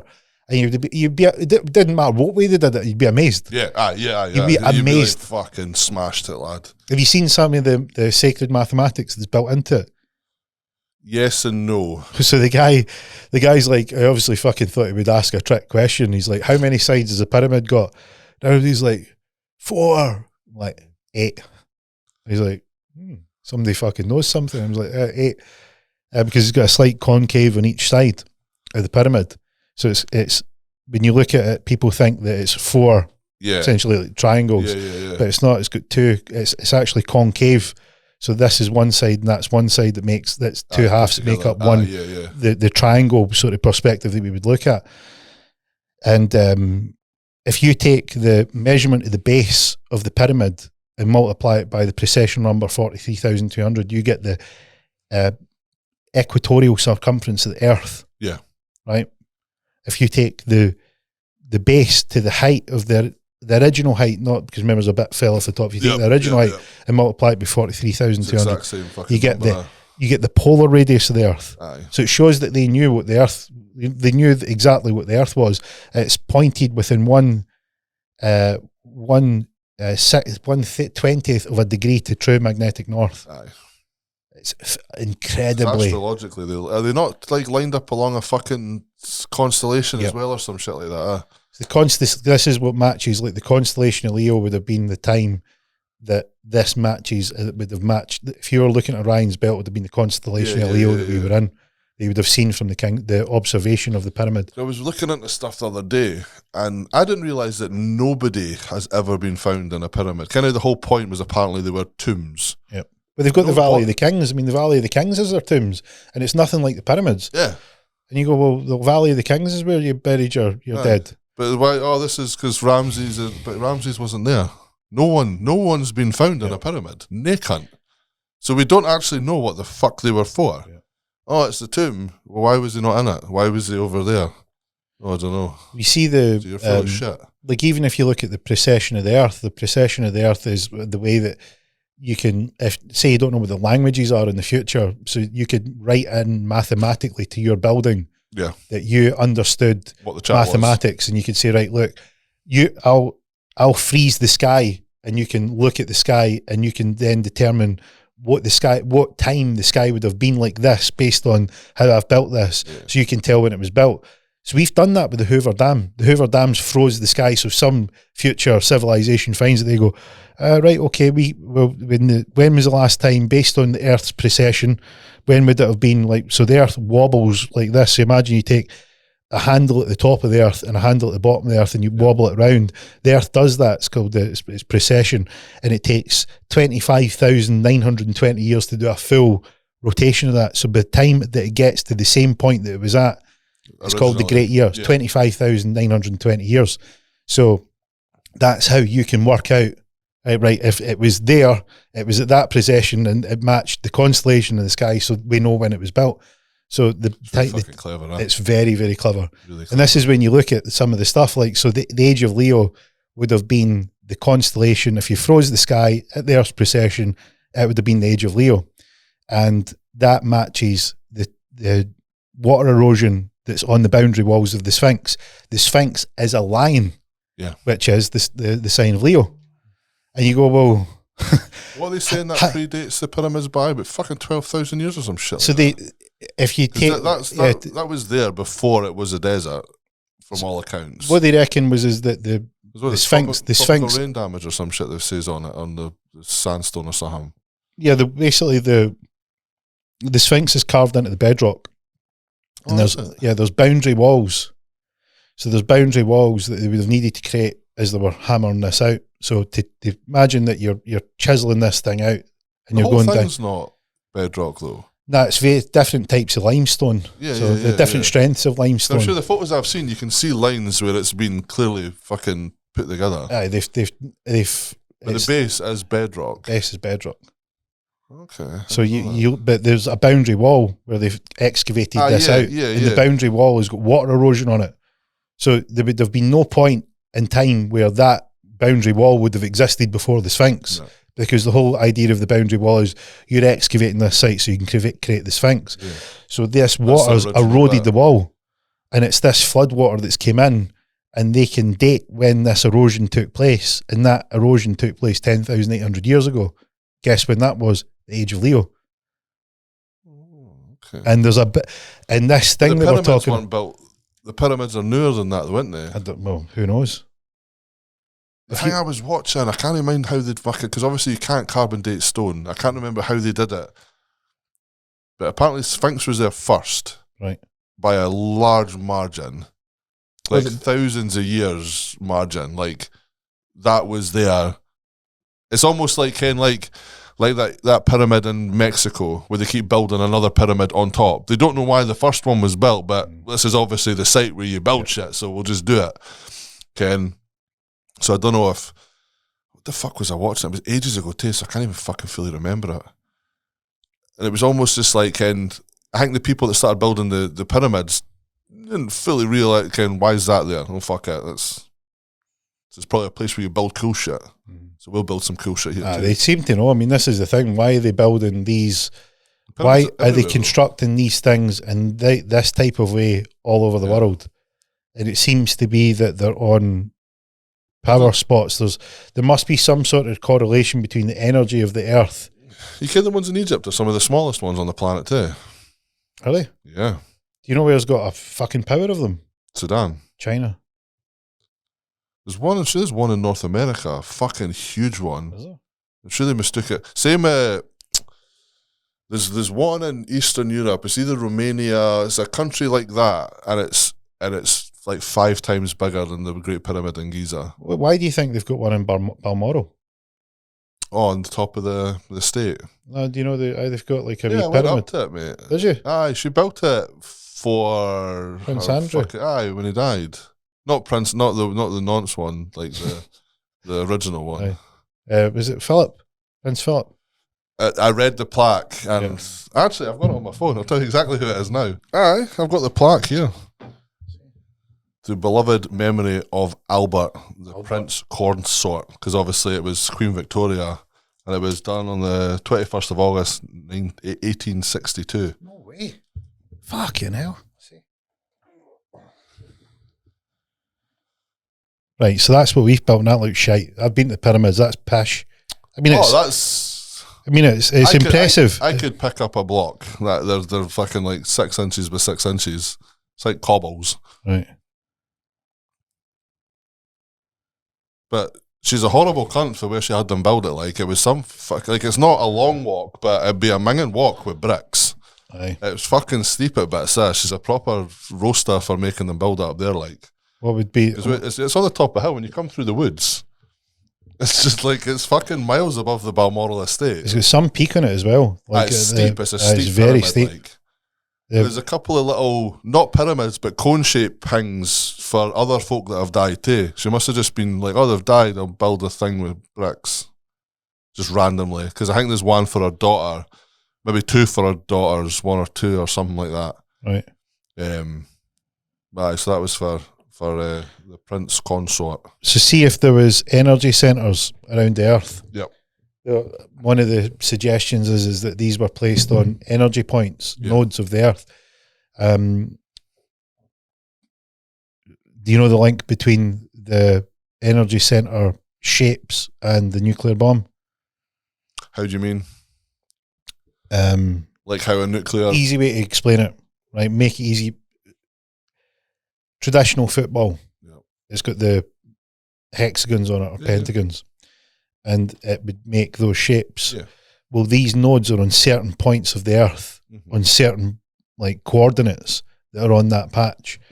To amplify. I can't remember the name of the shape, if it's a dodecahedron or a tetrahedron, whatever the shape is. It needs to be in a particular shape to match the sacred geometry of the energy of the universe. And the Earth is constructed in that way. And if you place an energy set, a point to amplify that, you create a node. So you're amplifying or you pinpointing? It could be either. So you could be using that as a location to receive from the ether, or you could be tapping into the sacred geometry of the planet. One of the ones that is the most well known by occulted knowledge, Bermuda Triangle. So they taken them, like, back to the fucking flat Earth. They taken the map. So like the guy I was watching it on Gaia, and Robert J. Gilbert, it's a PhD. He's dedicated his life to working out the sacred geometry, and he takes the globe, puts essentially like the patches over it and shows you where they are on the Earth, and then opens up like your pilot described, so that you can see it down, and then he shows you the nodal points, and the Pyramid of Giza, you know, and you go and you look and you go, fucking, there's where like the Mayans built their pyramids. Guess where Scotland is? Rosslyn Chapel. Is that? I mind you saying this last time about an energy hangy there. The veil's very thin there apparently. So you're on a nodal point where you can connect to the energy, because you're on the sacred geometry shape where you've hit that pinpoint, and there's another stone circle. So the reason that they done the stone circles was the same idea. And the stone circles would mark those nodal points. And there's one in I want to go and see in Isle of Lewis. My mum's been there. Has she? Yeah. What'd she think? She really enjoyed it. She went in Scotland. Was it the stone circle? Or she went to all. I've been to one up north. I've been to the one on Orkney. The Orkney one's really well known. It's fucking cool.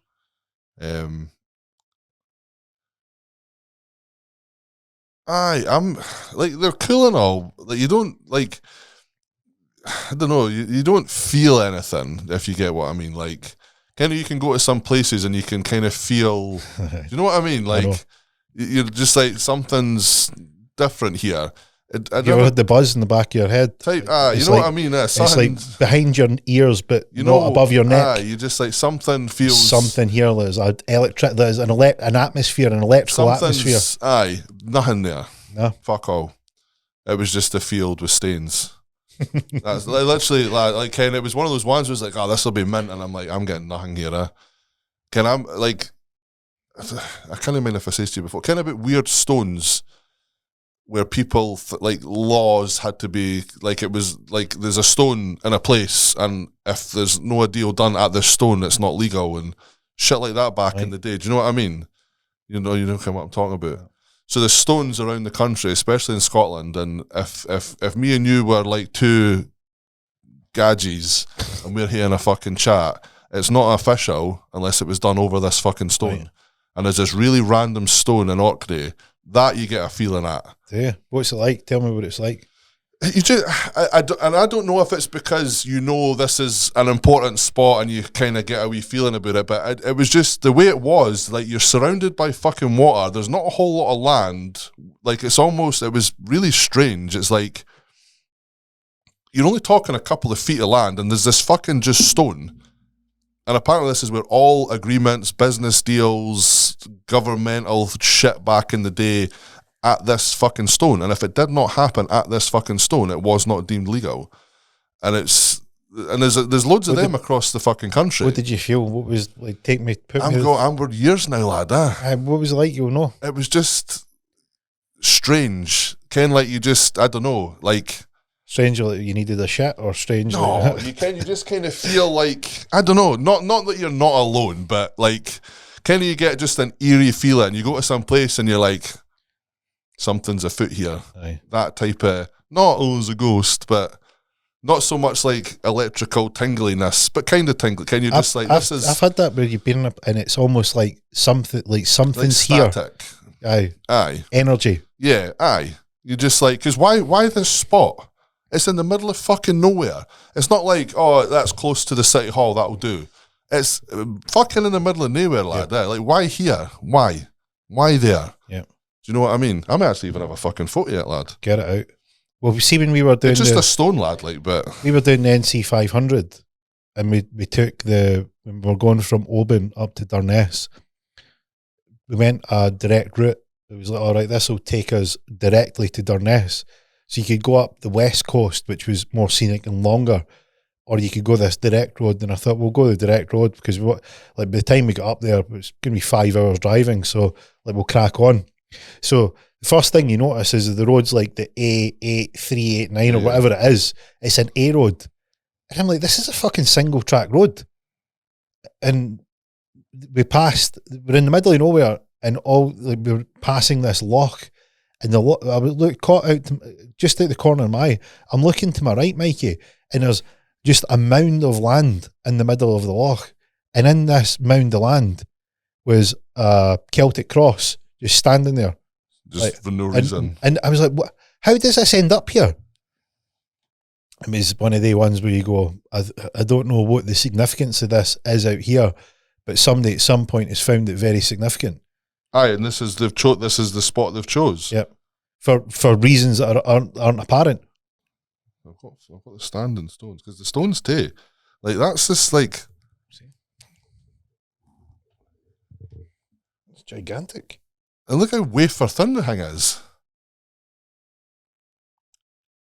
And I'm a big dude. You're not a small individual, Mikey.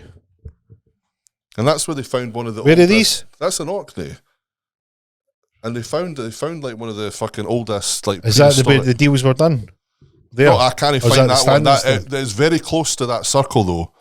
Very close. Because the scale of the circle too.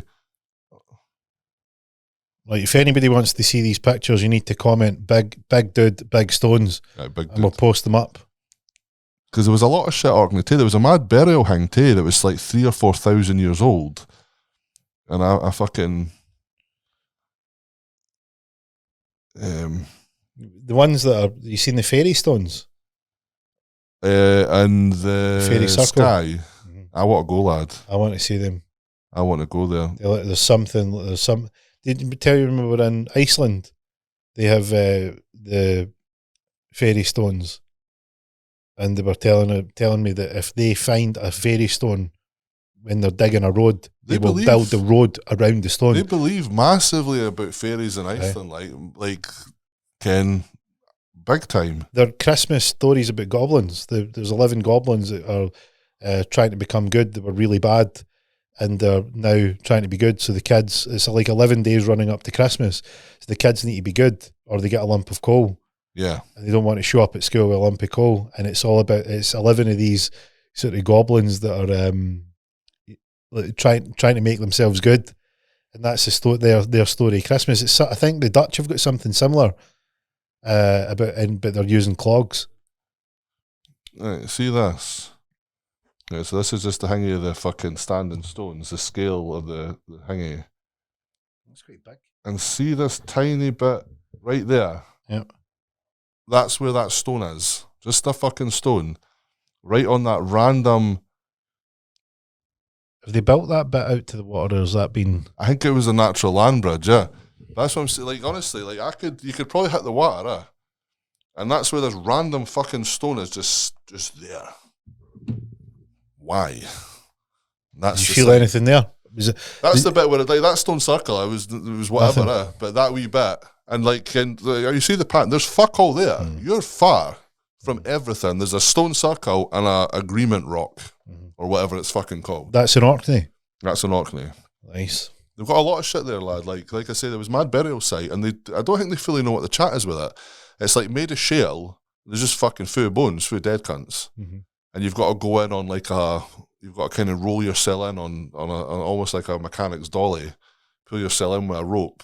Oh, so is it like a sort of... It's just like a shale mound, but you can go in it. Were they made a shaft into it or what? Aye, so there's like an access hatch inside this tomb, if you like. And you see the bones, or is it... No, the bones were there, lad. I took a bit home with me. I'm not sure if Bones? I can't remember what it was, and she's like, that's cursed. I'm like, fucking, it's not going to be cursed.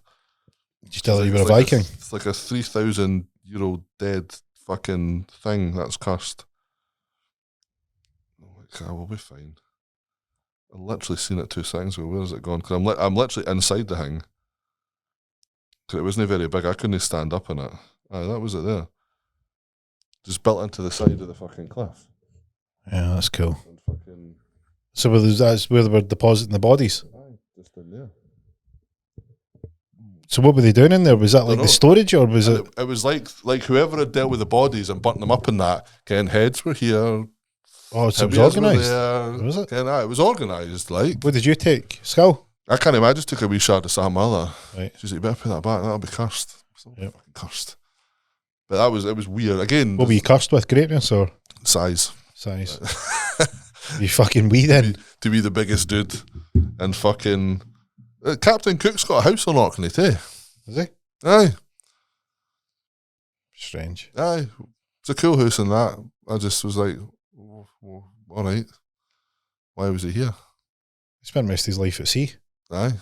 I mean, it's a handy bit. It's in the sea. You know? It was in the sea. I would have fucking established a better island than fucking Orkney. It's a bit brisk, a bit windy. Is it? Aye, no trees. We didn't. There was none at up there next. Nothing. Nah. I cannot imagine what that place would be like when it's blown a hoolie. I know. Oh, your silicon better be good up there. That was fucking funny, lad. Because when we went out, we must have got the best weather ever in Orkney. 24 degrees. The ocean, the fucking North Sea was like glass going over Orkney. That's cool. And then... Would you get is it a ferry you get over? Yeah. Just bang the car on it and drive over. Takes an hour or something like that for scrubs. Too bad. Aye. And then she doesn't do well on a boat. And then the final day, I wake up, the wind's sideways, the sheep getting blown across fields, it's that bad. And I'm looking at the water like, fuck. It was rough. And the cunt, like, they normally go down past Old Man Hoy and all that shit and just go, so he went right out into the North Sea because it was safer. Aye. Like 50-foot fucking swells. Oh. And she's fucking, I didn't see her the whole trip, she was in the toilet. I'm out on the sun deck, fucking living life. Aye. Stand on the back rail and just watching this thing fucking smash down into the water. The back's where you want to be. You want to be at the back. Right. It was mint. Cool as fuck. We went over to Arran. Aye. It was choppy. That's a quick ferry though, isn't it? Maybe 45 minutes an hour. Fingal's Cave thing and all that chat. No, there was when we were down Dumfries and we came up, we were round, I can't remember the bit it's called, it's near where Trump's place is, Turnberry. So we were down there and went up to Oban, went up to Ardrossan and got the ferry across. So I've cycled round there and it's a great cycle, beautiful place. Not very big, is it? The mile, it was about 54 miles, there was a loop. Oh, it's bigger than It's chunky, like it's a decent. A different island then. Oh, it's got a decent size. But it was cool. I was cycling past on the coast road and there was like, I don't know if there were otters or seals or whatever at one side, and then we could see the dolphins swimming out the other. Sorry, I just had a instant thought about, I'm convinced there's a fucking pyramid on Skye. Really? Mate, wait till you see this fucking photo I took. 100% there's a pyramid on Skye. 100%. I hope it's on this fucking phone. I'm like driving down this fucking coast bit at Shieldaig and I'm like, what the fuck is that? I'm like, that's a fucking pyramid. Oh, when the fuck were we at Shieldaig? I really need to organise this bastard and phone. But I'm literally coming down the coast road of this thing and I can see the Isle of Skye from the mainland. And I'm like to her, what the fuck is that? If I can't find it, I'll Google the cunt because I'm sure it's a thing. It must be on my fucking old phone.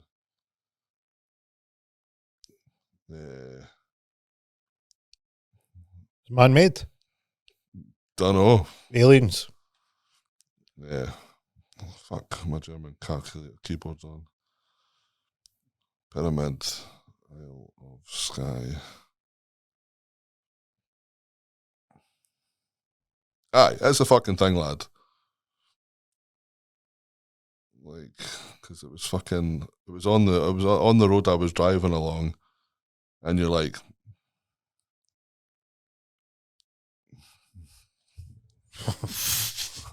that's a fucking pyramid, chap, huh? Fucking hell, that does look like a pyramid, doesn't it? Someone needs to go having a wee dig with a wee shovel, like. If I can find the photo I took, it must be on my old phone on my iPad or something. I'm like, that's a fucking pyramid. And it was clear as day across the fucking water. I'm like, what the fuck? Yep. I'm like, a mountain is not shaped like that at all. But that's the whole thing with Antarctica. Like, see, is some of the satellite ice, and footage you're like, that. whoa, but it's like nature doesn't have any straight lines.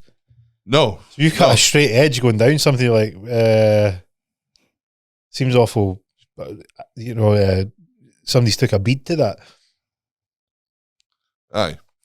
Crazy. So what are they saying? It's a mountain? I don't know what they're saying. I'm saying it's not like you to miss the boat here. Surely you'd have looked this up. I tried to, and I don't think anyone's actually went for a wee fucking diggery pokery at the fucking hill. Is it fucking tall enough for us to climb? Oh, it's not a Monroe. That'd be an easy hill, like. We need to find a Monroe, so we're not going a day out to not do a Monroe. So we'll do a Monroe, and then it's close to that, and we'll take our spades. Yeah, and go for We'll just chib into the side of it and see if we can find a tesseract. Because when did I go to Shield? Could I put it on my fucking Instagram story when I was driving down the road? Because I'm like, what the fuck is that? Yeah, that is not a mountain. That is a fucking peak. That must have been 22, wasn't it? May. It was nice weather. And it was just, I'm like, that's something's fucking no right. What'd you make you talking about the weather? Them fucking up the cloud seeding in Dubai. Holy fuck, lad. You see that? Holy shit. I had a client another day, and he had worked for Qatar Airways, helping build the airport in Qatar, and they had a similar situation. He had to sign an NDA and got fucking get the fuck. It wrecked the airport. They had what was it, 100? They had it was like 10 years worth of rain in 10 minutes, fell. What? And fucked everything. Fucked it. Was it cloud seeding? Oh, aye, yeah, they've been fucking it. But this is the thing, I still don't understand how people are like, they can't manipulate the weather, and then they're on the news manipulating the weather, and people are still like, well, it's not a thing. They're literally showing you them doing it. They have little lorries that park up and fucking let all the gases go off into it. They fucked up big time though, eh? That was wild. You seen their weather fucking facility? Like their sort of their central hub, if you like. Yeah. High tech as fuck. They've put some bank into this setup. Like, it's typical Saudis. Oh, they've threw money at it. Like, it's impressive. But they first done it in the UK in 1954, and you want to see the state of the town. There's like a sort of quaint village, and it looks like a fucking mudslide just came through it, wiped out bridges and everything. I mean, it must have been a time like, right, me old boy, how much do we put into the sky? And just cataclysmically fucked maybe they needed 10 mil, and they've thought 2 litres will do. And fucking wiped the place out. There's a picture of, I can't remember the name of the town, Lindell or somewhere, and they have got pictures of it, and it's just literally like human beings that have been put down a white water raft that they never knew there was a white water raft, and they're just washed out, and they're just trying to pick up the pieces. And you go, look, do you know why the weather manipulation was started? No. So the weather manipulation was started as a military tool. So like Agent Orange was to wipe out your enemy's agriculture so you would be desolate, they couldn't grow crops.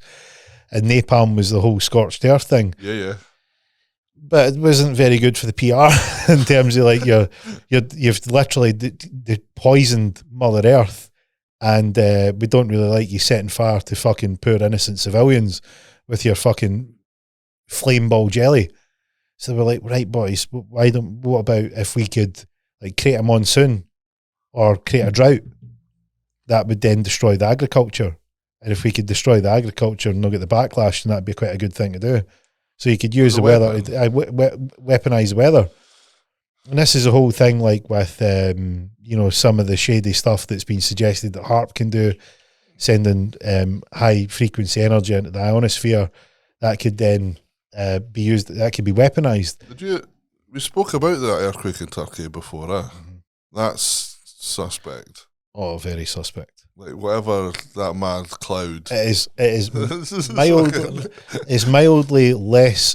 It's mild by comparison to Hawaii. Yeah, that's got some explaining to do. Like that's got a lot of explaining to do. Something similar happened somewhere else. Where was it? It was another place that's got potential for people, but they needed it to get toasted a wee bit first. They've done it somewhere else too after Hawaii. Oh, what the fuck was it again? But I mean, this is pure speculation, but I would throw it out here that Hawaii must be on a node. There must be something significant about that location. Because they bought up all the land. I mean, this is the thing. They're going and expropriating the land, being like, oh, yeah, it's a... You heard this fucking rumour about the fucking Easter Island statues being set on fire and melted? No?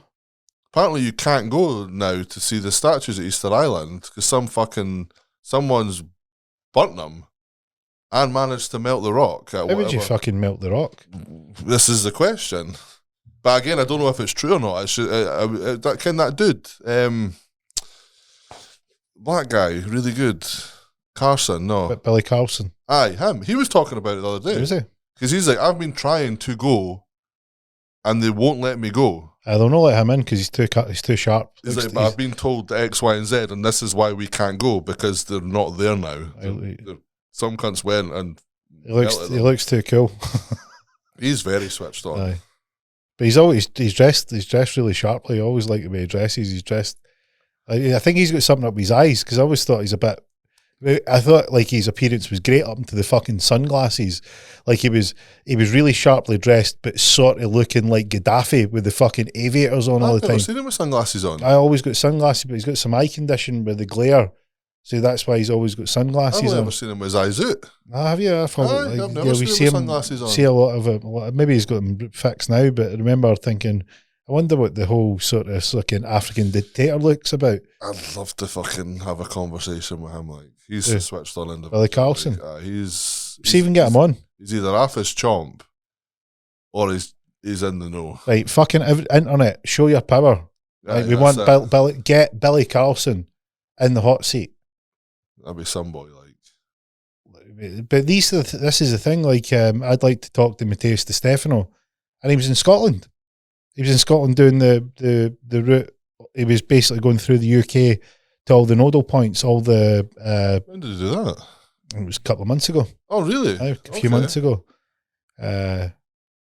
So apparently there's only 6 degrees of separation in the world. So get it hooked up.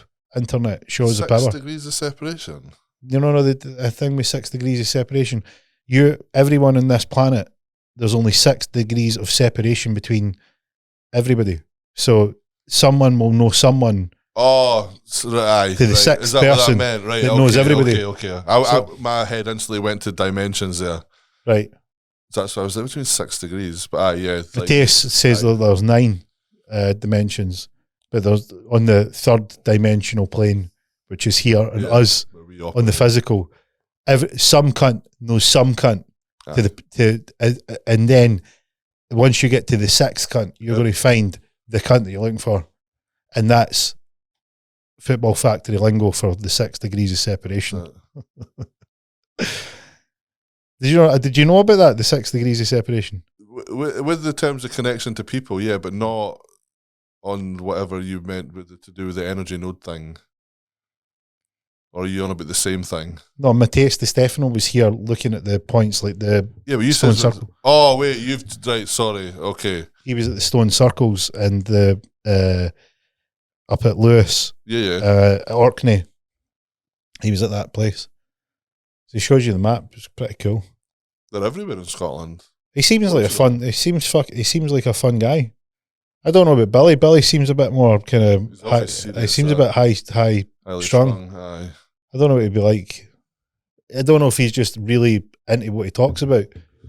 It's one of them though as well. Ken, how like we were talking about it before, and like you'll get to a point where you know that much stuff, and you're just like, he probably wishes he didn't know half the stuff that he knows. He's probably just like, fucked up. Do you think that's what it's like fucking Alice in Wonderland? Just heavy, lad. Like I think if you knew what the crack was, and more so a lot of stuff he goes on about, he clearly does know the crack about a lot of stuff. Yep. It's heavy. It's a heavy lift. Because 95% of people think you're a retard. Think you're stupid. You think you're off your fucking nut. And you just can, like, he must speak to some people, and he just has to keep 98% of his information in the back pocket because there's no point. You're just going to have to sit and be like, aye, cool. 5 + 5 is 100. You're fucking right. You are right. Because you can't talk to people like that. You know what I mean? Yeah. If they've got in their head that everything's face value, then there's no point because they think you're off your nut. Speaking of which, I said to you earlier on, if you could have somebody that's dead and you bring him back alive, right? I'm going to throw this one in the hat. We'll go after this one, but I'd have, just on the theme of what we were discussing, I would have loved to have talked to Jordan Maxwell. He'd have been good. He'd have been good. And he's only died recently.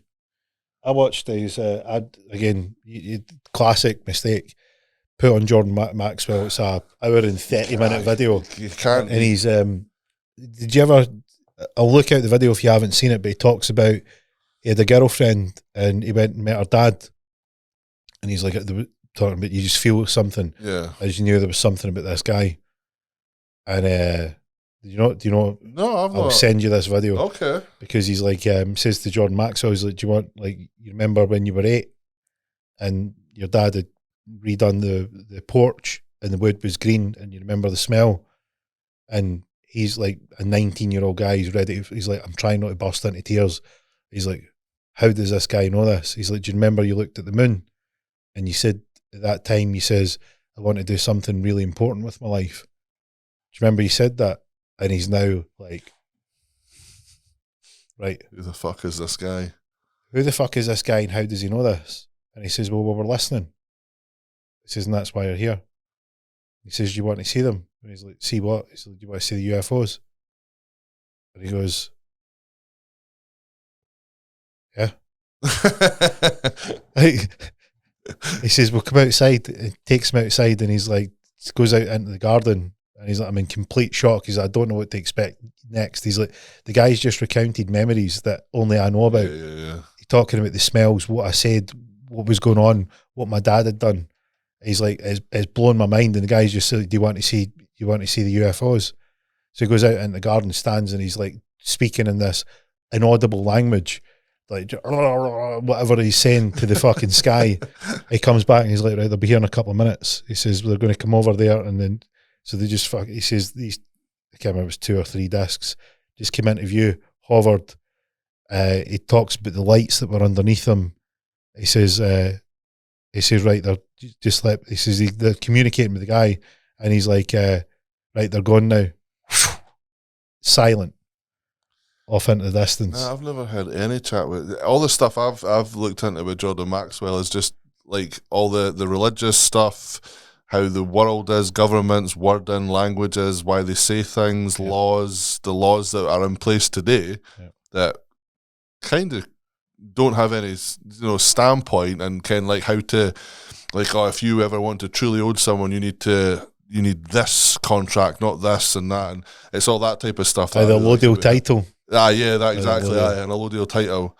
I like all that stuff with him because he's that fucking switched on, and when you actually look into a lot of the legalities with laws and stuff, like you're like, holy fuck, Ken, this is all bollocks. Yep. Especially when he goes on and goes down about the maritime stuff and things that apply on land that legally kind of shouldn't apply on land because it's a maritime law. It's not for, here. It's for fucking out there on the water. I really like him. What you talking about, like the banks and when you're born? Yeah, and the fucking the doctor brings you on. You've got the it's all that stuff. Because might I said to you about that before? How and you're a birth certificate because a ship is docked. Aye, and when a ship is docked, it's birthed. Aye, and all these, and it's fucking fascinating. I think he's a brilliant watch.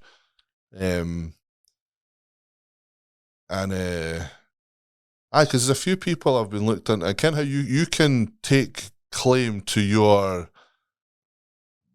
value as kind of because you're born, you're registered, you have a value to the government, if you like. You are worth whatever, 100 fucking bananas, and they can do whatever with these fucking 100 bananas. And I can't fully remember the food. It's called it's called biological pledging. So if you have a value, you have a value. Like we're a corporation or some crap like that. So if the idea is that, to give you an analogy, it'd be easier to understand. Is that, say you are the owner of a farm, right, and instead of it being a country, it's called a farm, and you have livestock in that farm. Well, you would want to register that livestock so that nobody can take yours, so that they know it's mine. Right, and then let's say if you were wanting to engage in business with another entity, you could pledge what you have is offering to say, look, we can do a deal because I can back it up because I've got 1,000 cows and 500 sheep, and I'll pledge them so that we can transact and do business. Or I'll take what you have, and if it doesn't work out, then I can give you what I have. And that's the basis of the taxation system. So the whole thing's a farming that the central banks, your Rothschilds, they'll give you money that they create out of thin air. Because you can pledge that you have all these people that will pay you tax and you can pay the interest on the loan. Because when he goes on about registering your child like you would register a car, like V5 clearly states you do not. This is no proof of ownership, and your birth certificate is the same fucking thing. You're literally registering your child to the state. You're giving them ownership of your child, and people aren't aware of this. Legally, when you register something, you pass ownership over. When you register it. Ken? So that's the whole thing with a low deal title, that you're not registering it for someone else to keep. It's yours. It's yours. Aye. That's the whole deal with a low deal part. And Ken, it's mental because you legally have to register your child to the state as well. You have 3 weeks or they do it for you. And it's fucking, there's no way around it. But there's a few people that have done whatever, I can't remember what it's called, and you opt out of that setup and you have access to whatever you're worth. But then no bank will touch you. Like, Ken, I spoke to you before about, Ken, this system's shit. And you're like, but where are you going to go? What's your alternative? There is none. It's like, imagine, like, I'll give you an example, because people might be like, that's a heavy lift. Right. Imagine that there's a mobile network, and a mobile network shite, charges you a lot of money, the signal's dodgy, they're exploiting you. Right. They're taking the piss out of you. They're giving you terms that are all one-sided, and you're getting shafted. Right. But you need the mobile service, and there's only one mobile service in town. There's only one provider. What the fuck are you going to do? There's there's no other. I'm going to go to your competitor. There isn't one. Right. It's like, so who are you going to use? Right. Well, that's the system. And people, like, I always thought, well, great, you could set something up. We surely have the power to do that. And you go, well, look, see, when you realise how intertwined and interwrapped it is, you go, how are you going to operate with this? There's nothing else. Because one guy, he's done it, and he's basically talking about, he's like, I can't get anything. He's like, fuck all. Because there was a few folk on the interweb like, oh, do this, then you can be free. And he's like, this is not freedom. He's like, I can't get a bank account, I can't get a loan, I can't get finance. Nobody will fucking come near me now. It's just like you've blacklisted your phone. You've literally... So you have the device, but it doesn't do anything. It's dead. He's like, it sounded good, I've done it, I have now ostracized myself from the world. It's like, I'm now fucked. It's just Lee chapping the door again, like, look... Can I register again? Can I re-register? Fuck off. Yep. You've had your lot. And it's fucking... But again, you tell someone on the street that that's a thing, and they think it's bollocks. Yeah. It's not true. Well, people are quick in just making, like, what were we talking about? We're talking about chemtrails. Yeah. The topic of chemtrails came in, and I like a guy, and he's like, is there anything that you actually believe in? I was like, what do you mean? He says, is there any part of the system that you don't think that there's something up to it? I was like, right. How many discussions have we had where you've called bollocks without looking into anything, and then it's came true what I've told you? Like, I'm happy, like, for instance, I think the medical industry is great at dealing with a traumatic injury. Break your leg, you need surgery, you need stitch back together. They can do really good, great stuff. Right, but the pharmaceutical industrial complex is not doing a great job in terms of looking after people. Right, it's not in their interest to look after you. Right. There's no money in dead people, and there's no money in healthy people. There's only money in sick people. And it's like you buy that hook, line, and sinker without looking at the evidence. And I'm like, this is what I mean is that these people that say this are only people that don't want to look or haven't yet looked at the evidence. Yeah. Because anybody that does, even the most cynical and skeptical person, then starts to ask questions because they go, oh, wait there now. Do you know the big shock to everybody was COVID, because COVID really opened a lot of people's eyes up. It did. At what was actually going on with some things. And you look at people, like we were on holiday recently there, and you go, this look how big a fucking deal they made out of this. Well, people are quick at forgetting tier 1, tier 2. Yeah. People were going to fucking Oban to get a beer because it was tier 3 in Glasgow. And you go, so how did it move? Like, how did the virus know that was tier 2 and this was? It's like, and it shows how much people will just go back to right where we started. An authority has said this, so it must be, regardless of how ridiculous it is, or how morally wrong it is, or how stupid it is, or how corrupt it is. It's just like, well, they said it, so they must know because they're the almighty. Aye. And people weren't bothered about COVID. People were bothered about what other people would think of them for not following the rules. People a week before April 27th, oh, I can't wait till next week to get this fucking mask off. You don't give a fuck about COVID.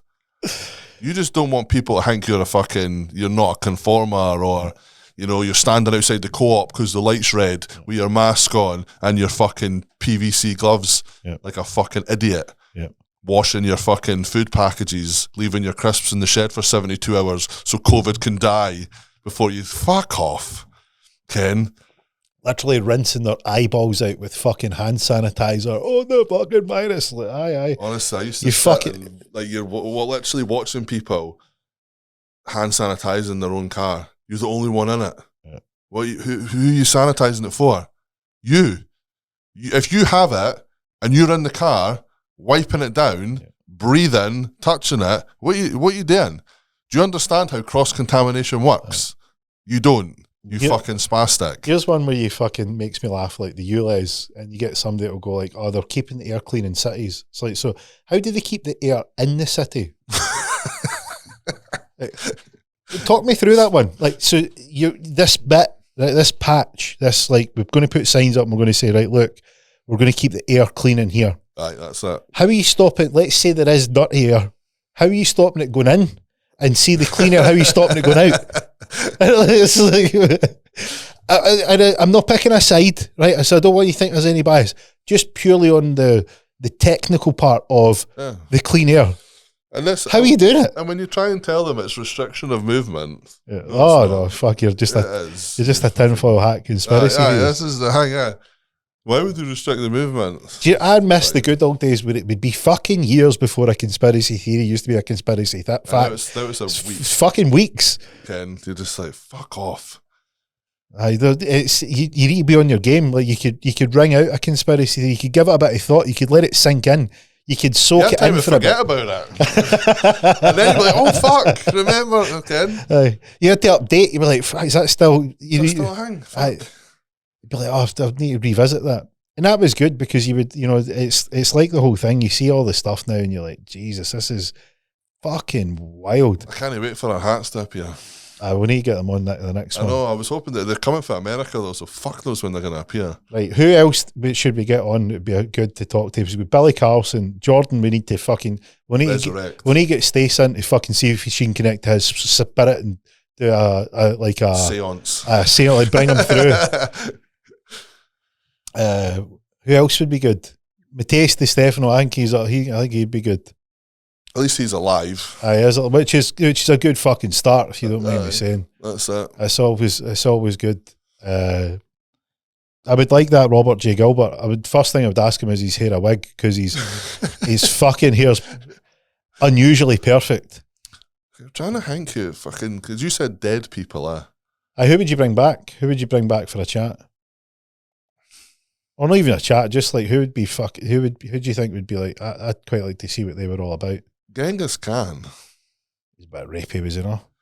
Well, allegedly. With no, like, you know how you get a tap shagger? He was a top shagger. Genghis was fucking top boy. He was horny. See, this is the thing though, right? See, folks say like 1 in 4 people can link their DNA back to Genghis Khan, and everyone's like, he shagged out. Like, they must have to mean his,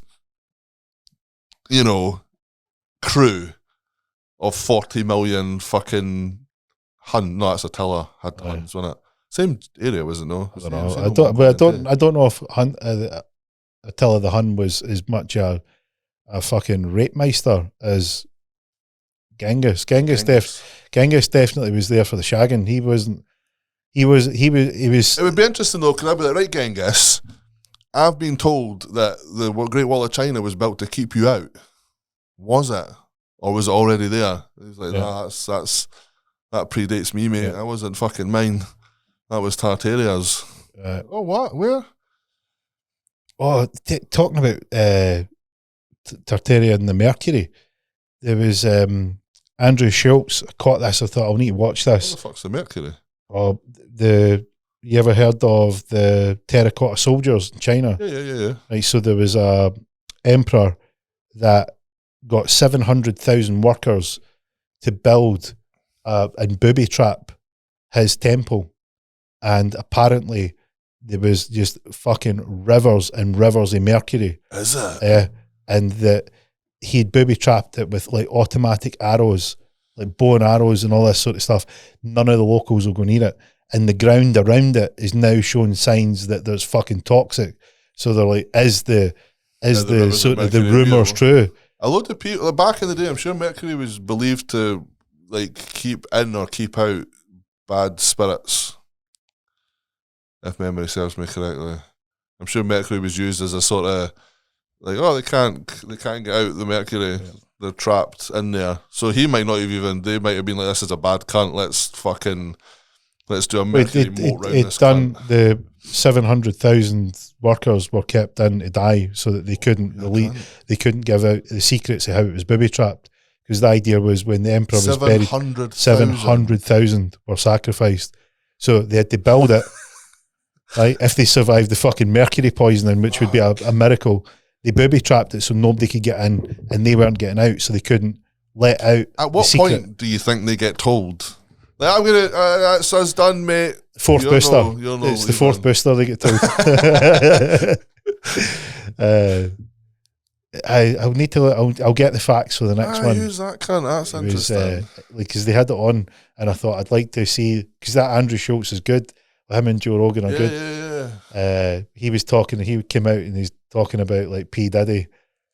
What is going on with this cunt now? Oh, Mikey, fucking hell! So I'm getting dribs and drabs. Cat Williams and 50 Cent for years have been saying Hollywood is full of fucking elite paedophilia and scumbags, and they're like, we're not playing the game, and they've had offers. Too. Ice Cube's big. He's big into. He's like, look, I'm calling it out. Some shit too. So Ice Cube, Cat Williams, and 50 Cent, they're flying the flag for their dirty rangings. Cool, good. Good lads. The Cat Williams has been offered 50 million of P Diddy to have the lob long P Diddy's fucking tiddlywink up the old Jolly Roger. Cat Williams fucking point blank refused it. I seen something the other day. Apparently, P Diddy was talking to Bieber and he's patting Bieber down looking for a wire or some shit like that. Yeah. So he's obviously feeling a wee bit on the paranoid side.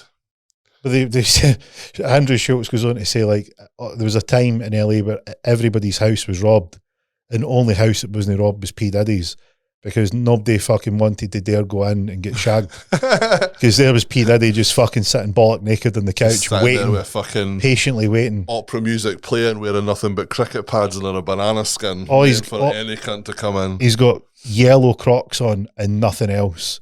Just freaking people out that something's about to go down. Just with initials DTF on his Crocs and fucking giblets. Waterproof. I fuck on the first date. Yeah. Horny Rangan is coming for you. But there was bodyguards and stuff like that where... What was the chat when he changed his name? Maybe when he was Puff Daddy, he got in some shit and then he rebranded himself as P. Diddy. He was Puff Daddy back in the day, and he done some shit, got him selling some bother, and then he was P. Diddy out of fucking nowhere. What was the... You don't mind him being Puff Daddy back I remember in the day? the change, but I don't know what the shit was. I don't know what he done either. He fucking got himself in trouble though, like, why did Puff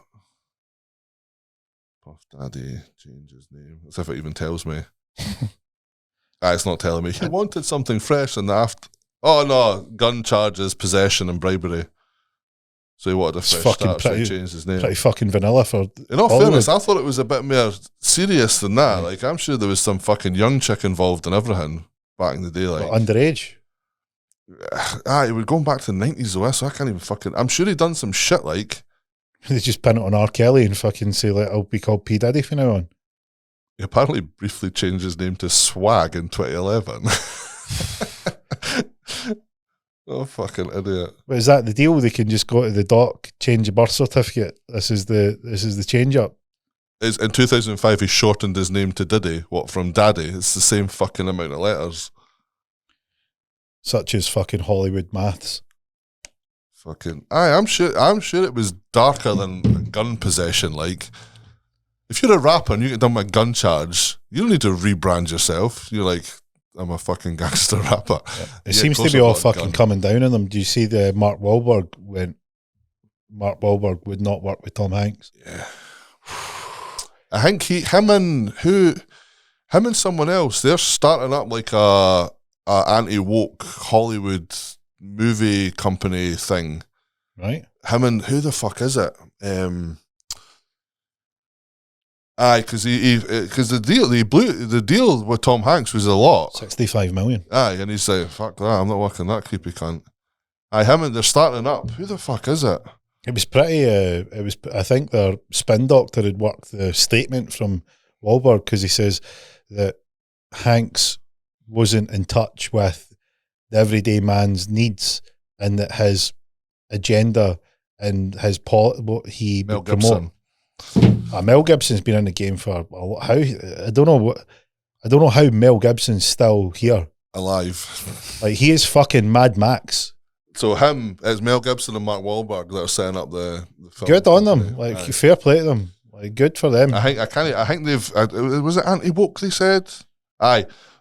Mel Gibson and Mark Wahlberg are starting up a non-woke film company. That's good. That's good, man. What fucking? There was a lot of shit with Tom Hanks back in the COVID times. He's been a wrongin for years. Well, Ken, how obviously when the Epstein Island thing all happened and the book was coming out during the pandemic, and Tom Hanks flew and became a citizen of Greece via military plane to the only country in Europe where being a paedophile is a disability and not a crime. Really? Is that the fucking setup? It's him and his wife are both. And now he flies in and out of the US via military plane. Doesn't he fly domestic? He's like, I think Tom Hanks is hooked up, like. But why, if you've not done anything wrong, do you move countries during a global pandemic via military to a country where being a wrong-un doesn't get you in trouble? You get a medical fucking, you get some tablets. Something, same with Oprah as well. She done the same. Did she? Not to Greece, though. I think it was Greece. As far as I'm aware, Greece is the only country globally that treats it as not a crime. It's a medical issue. A fucking weird setup. It depends how they treat the medical issue, though. They might be on the ball, like, I will sort you, and they do the electroshock. Fucking come in, fucking bite on this. 12 years of Chinese water torture. I mean, fucking got a So truck they might be battery on the money, connected to your fucking bollocks as rehabilitation. Aye. Wahlberg was pretty fucking blunt, I thought, when saying about Hanks, but that was off the back of. I guess he'd be interesting to chat to too, because he came when he was Mark and the Funky Bunch coming up back in the day and that. Okay, and if he was a young lad when he came up in that fucking in the Hollywood world, so he's bound to know some shit or experience some shit or seen some shit. Okay, and same with Mel Gibson when he was fucking Mad Max and then came over from Australia over to the States and that kind of the. Because there's a lot of shit with Bieber. Apparently Bieber's been fucking. Apparently, I think there's accusations that Usher's fucking ran through him and all that back in the day. Right. Well, lots of accusations about Will Smith. I seen a rogue interview with him and Chris Rock the other day, and it was awfully. Was it? Heated. Like, Chris Rock was trying to be a bit light about it, and fucking Will Smith was awfully dark. Like, what was he saying? I need to fucking rewatch it, but like. There was no humour in this man at all. He was fucking hates being a celebrity or fucking, I'll fucking kill you, I'll do this, I'll do that. And it was dark, like. I'm like, all right, what the fuck's going on here? Because I think Chris Rock's be like, do you not like being famous? Like, and like. Chris Rock know the guy that he slapped? Yeah. This is why afterwards. This is like been a recent meet-up. And it was awfully fucking awkward. And Chris Rock's just trying to be awfully light about it. And Will Smith's like, why is that fucking funny? And he's like, oh, fuck. Do you not like being famous? He's like, no, I don't. I hate it. I hate being famous. I hate being the richest guy on the planet or the most sort of. He said something right arrogant. Oh, did he? Really fucking arrogant. Kind of like he was top boy. And fucking Chris Rock's trying to make it a little bit lighter. And he's like, what do you mean you don't like being in show business? He's like, I fucking love it. Even the guy who sets up a stage, he loves the fact he's in fucking show business. You fucking hate it.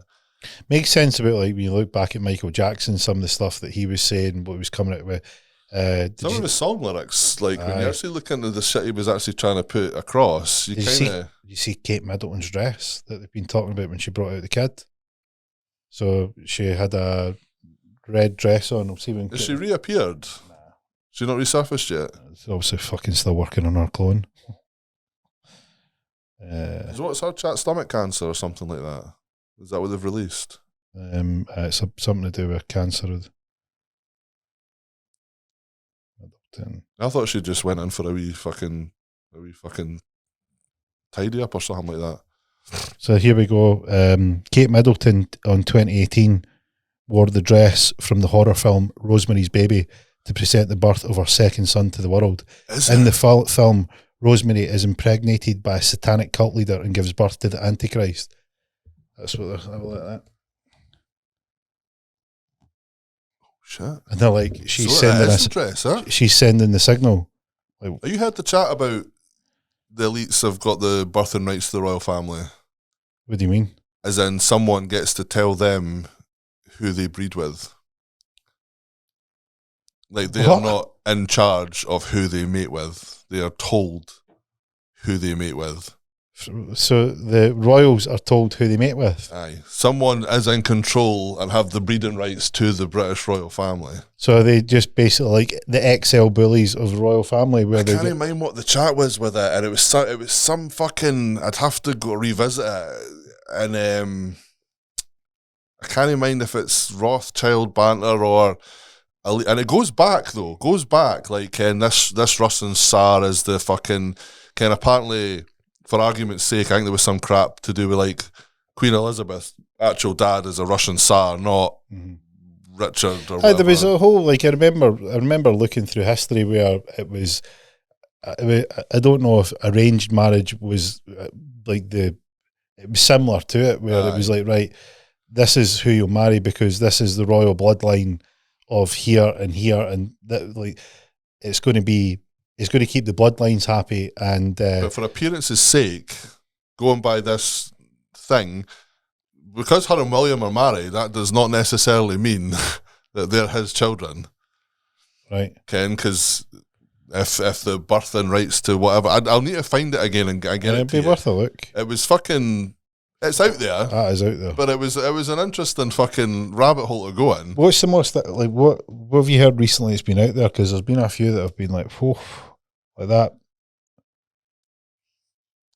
I was watching some hang about fucking Antarctica and energy development, fucking research centres down there, and I can't remember what the fucking chat was about, but to do with Buzz Aldrin went down there for some sort of meeting, and wherever they were, someone tried to take a photo of it, and it was literally sucking the battery life out of every single fucking item they had, their phones, their cameras, literally drawing the power from everything there.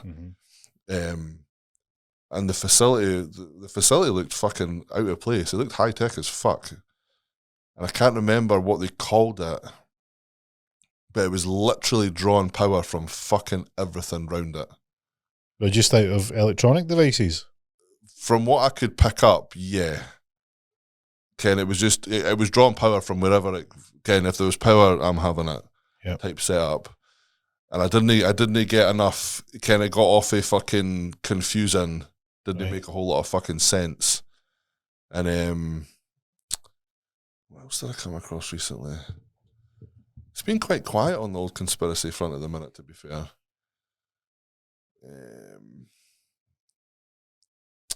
There was a fucking couple of things. Obviously, outside of the fruit and vegetable hang that I went. That caught me surprisingly. I was fucking. I was like, "What the fuck are you talking about?" Well, Ken, I've obviously been fucking like I've been doing a wee bit of looking into. Like, I'm just sick of putting shit in my body that I don't understand and why I need to. Why is it a thing? Like, even dumb shit like shampoo. Okay, and you've got all these shampoos that are meant to help your hair and put vitamins in it and make it look younger and healthier. See the chemical that makes your shampoo foam up, makes you bald. We're fucked. It doesn't affect us. We're good. But the fact that they're doing, you've got this, it'll make your hair do this and that and blah, blah, blah, blah, blah. But the chemical to make it foam and go all fucking frothy kills your hair follicles. It counteracts the whole fucking point of the shampoo. Again. And then, like I was saying to you, the amount of vegetables and shit and wheats and grains and corns that have been that hybridized and developed and overdeveloped and changed that our bodies don't know what to fucking do with it. Hybridized wheat is bad for everybody. You shouldn't eat any of it. And now all wheat and all corn is hybridized bullshit. It's like the and has been since corn the 70s. Syrup and all that is fucking the ultra processed food. Horrendous. It's not good for you. But like everything's a lie when it comes to fucking Ken. Eat your 5 a day, it's healthy for you. Well, it fucking isn't because you've invented half of them. One of the guys that's doing work in my house was telling me that his pal works in the butchers. He says they inject blood into the beef to make it look red. Because it's black. It looks all appetizing. No one wants to see a big open raw muscle. He says when you see it and it's black, that's when it's perfect. He says, but people don't want to buy it. So if you go in a proper steakhouse and they've got cuts of beef on display for you to pick, they are not fucking red. They're black. They're blacky, purple, brownies. Right. They don't look overly appetizing, but they are not fucking red. They're not sitting there Ferrari red on the shelf. But you go in a supermarket, it's fucking all Ferrari red. And it's like, that looks fresh as fuck. Meat's not that colour. You can shoot a cow in the face and cut it in half. You're not finding that level of red anywhere in that cow. Outside of the veins. The meat is not that colour. Do you think these cattle mutilations are the fucking source? And they're like, right, look, we don't want any of that blood shite in here. We like it black. Right? And somebody's came along in their truck mid fucking operation, said alien entity has fucked off the scene, and then Jimmy the cattle rancher's went, what the fuck has happened? And then some mad Mexican hybrid dog, you maybe seen that one? No. It's like what do they call it again? A Mexican hybrid dog. Oh, it's like it's like a Mexican sort of folklore tale about this sort of canine evil spirit. What's it called again? I'll remember it. El Werewolf. Oh, I can't remember the name. It'll come to me. Basically this fucking evil, heinous dog. It's like a vampire Like a hellhound dog. type fucking. Aye, it's like a vampire just goes and sucks the blood out of fucking animals. I'll remember it. It'll come to me. But Speaking of it, something I was driving through Glasgow the other day. There's a mural about the fucking the Gorbals vampire. And apparently back in like the 50s, 40s or 50s, there was a cunt going about killing cunts with like metal teeth or whatever.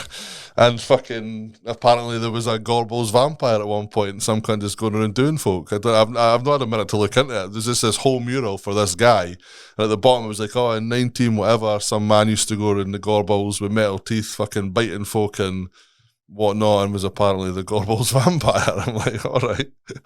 Fucking never knew that. Mate, this mural was huge, yeah. I'm like, I need to have so what they sort of polarising the guy, the dude that was let's the Gorbals. That's already came up. Gorbals vampire. Oh, it's like a fucking TV show. Gorbals blah blah. Let's see if we can find the name of that dog. The Iron Tooth child eater who terrorised Glasgow. See if this turns out to be a fucking TV show. In addition to the strong, those possible children were exposed to an iron tooth monster which appears in the Old Testament's Book of Daniel. There you go. Chapacabra or similar creatures. It's called literally the goat sucker rose to prominence in folklore in the mid-1990s. So it's been attributed to mutilations and similar creatures. Jonathan Keel mentioned investigating animal mutilation cases in 1966. Reported in Ohio. That's fucking Chapacabra there. It's off a lizardy, alien-esque looking. Be fucking. That doesn't look anything like a goat or a dog. Chapacabra. There was a video where it looked sort of. Somebody had apparently caught it on video. See if I can find you the video. I'll find you the video because there's one and it just looks like what the fuck is this? Aye. Do you know when you get something you're like, we've not seen anything like that before? No. And it's like New Mexico sort of fucking border town in America. Ranchers have caught it. I don't know if it's in Arizona or somewhere, and it's like, what the fuck? I think the thing's dying. So it's obviously its last let, and they've caught I don't know if they found it dead or they caught it just before it died, but they're like, what is this?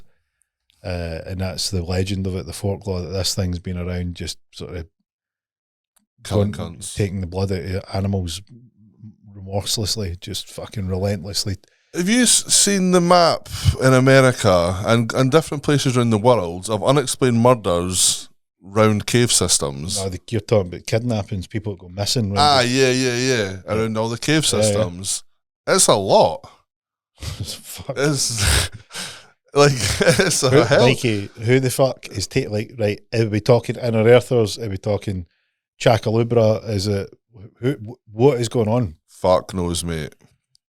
You'd think if you were an inner earther and you were going up to the surface, at some point or other, you'd make the cave a wee bit easier to fucking get in and out of. So, whether there's shit down there, I don't fucking know, but there seems to be a lot of people have went fucking missing. And so for people that don't know, there's a sort of map that's got the dots of the people that went missing on the locations that they went missing in. Aye. And then they've overlaid that with the cave system that's in America. And it's like, this fucking overlay matches all these disappearances to the cave systems. So either cunts are just falling down, but people go caving. It's a popular fucking thing. You would find all these bodies if they were fucking there. Do you know what I mean? Yeah. And especially these Americans that go down all these daft fucking holes. So it's like, where are these bodies going? To fucking Skye, Orkney. You were in the bit. Aye, you were in the bit. Just fucking. Did you see if they had a hatch, a manhole cover or something at the cave that went from fucking Orkney to down? El Paso. To fuck.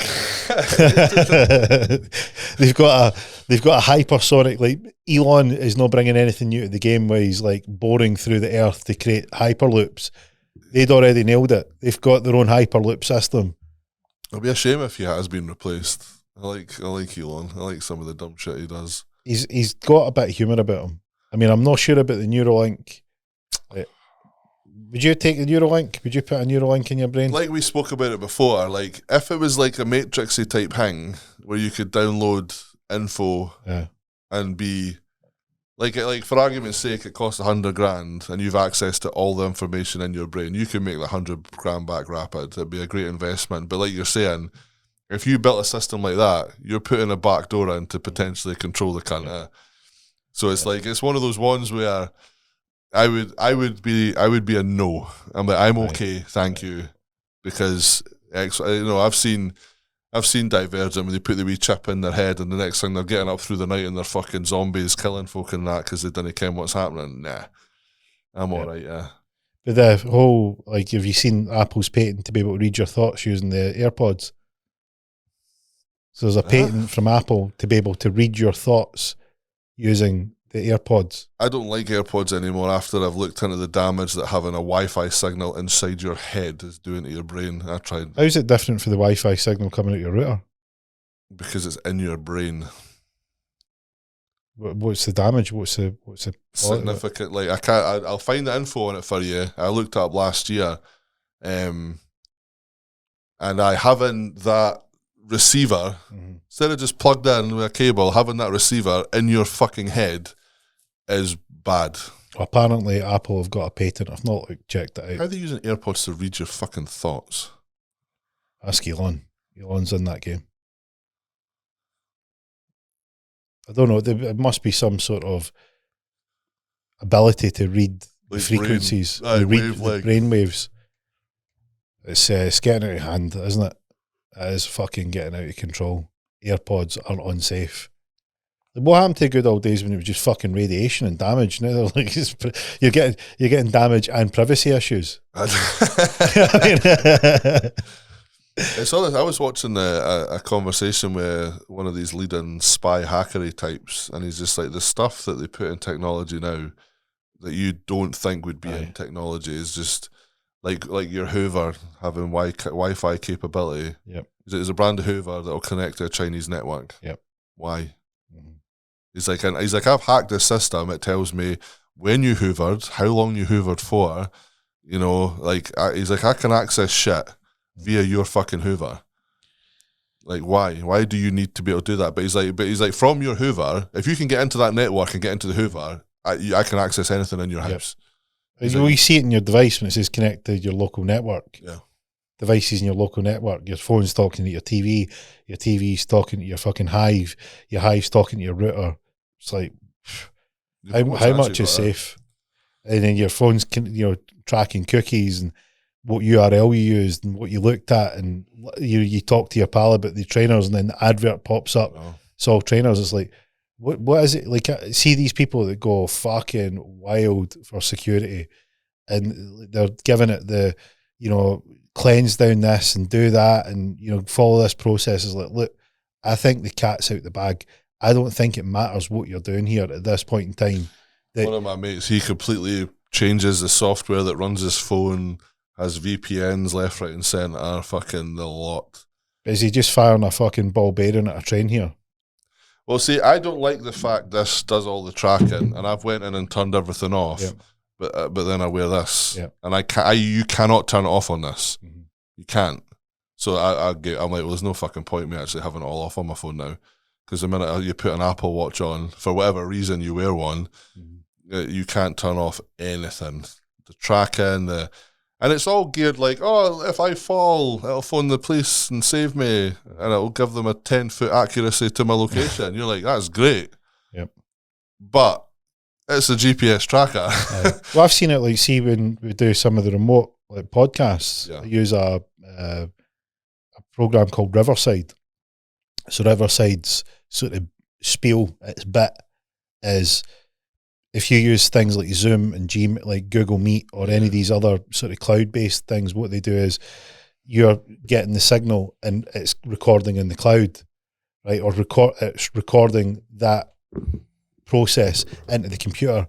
The difficulty then becomes when the quality isn't great, or if people's download speeds or upload speeds are different, then you need to make the quality lower, and it isn't great in terms of if you want to put that up as video.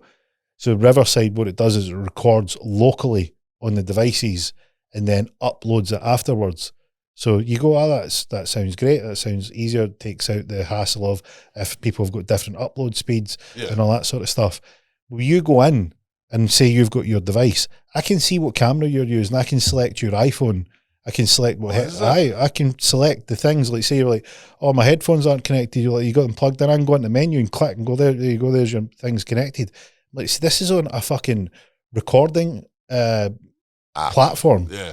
What the fuck else have they got? I know. It's like, how much it's safe? I think all bets are off in terms of I don't think any of it's safe. I think they market it because it is convenient for you, but they're not making it because it's convenient for you. It's serving them an alternative purpose. Yep. Like, you think your smart fridge is just to help you get milk ordered when, no.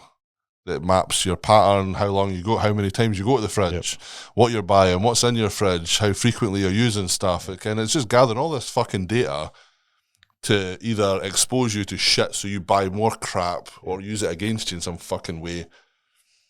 And everything, man. Everything now is fucking...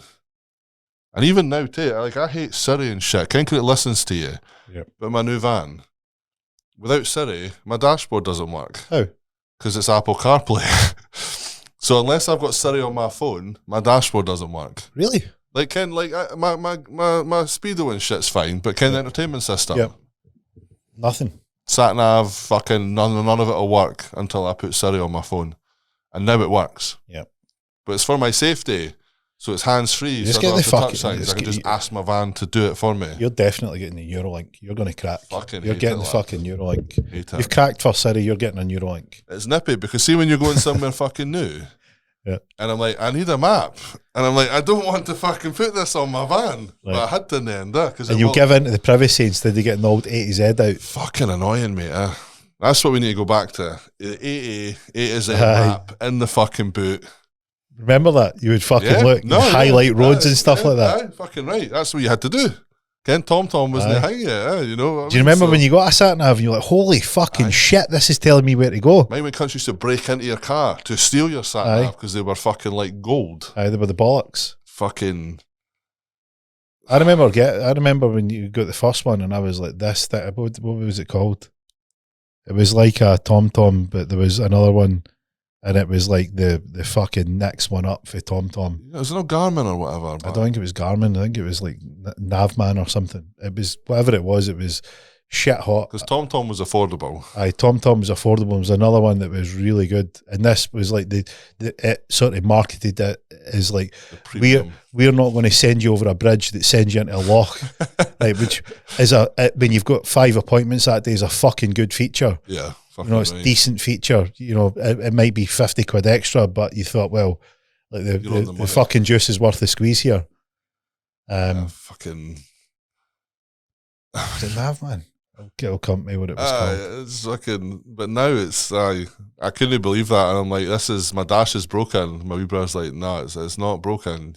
You just need to put Siri on your phone. I don't want. Why do I need something on my phone to work my van? And why is that a thing? Apple's fucking pumped it into your van. And because they've installed it, like, it's literally the whole system. I can put the radio on. That's it. I can't use anything, any of the features in my van without my fucking phone. Without Siri? Without Siri. Because so what is it just that your dashboard's an interface for your phone? So the minute I put my phone in and it pairs, I'll have access to the whole dashboard. Right. Without the phone, I don't. But you need Siri on your phone. I need Siri to make it conveniently safe for me, because now it's hands-free. Not that I've uploaded the AI to listen to everything I'm saying in my fucking van. It's for my convenience, because it's now safe. Now, see, if I go on Spotify while I'm driving, my keyboard doesn't appear.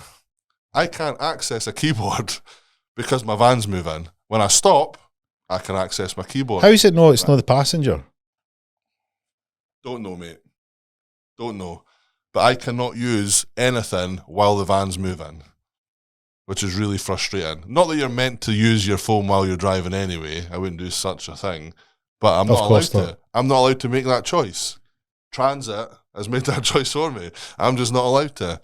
And I'll ask Siri something. Siri, like the other day, Siri, can you tell me what is take the wee man to see the new Ghostbusters film? What is the rating of the Ghostbusters film? I can't show you that while you're driving.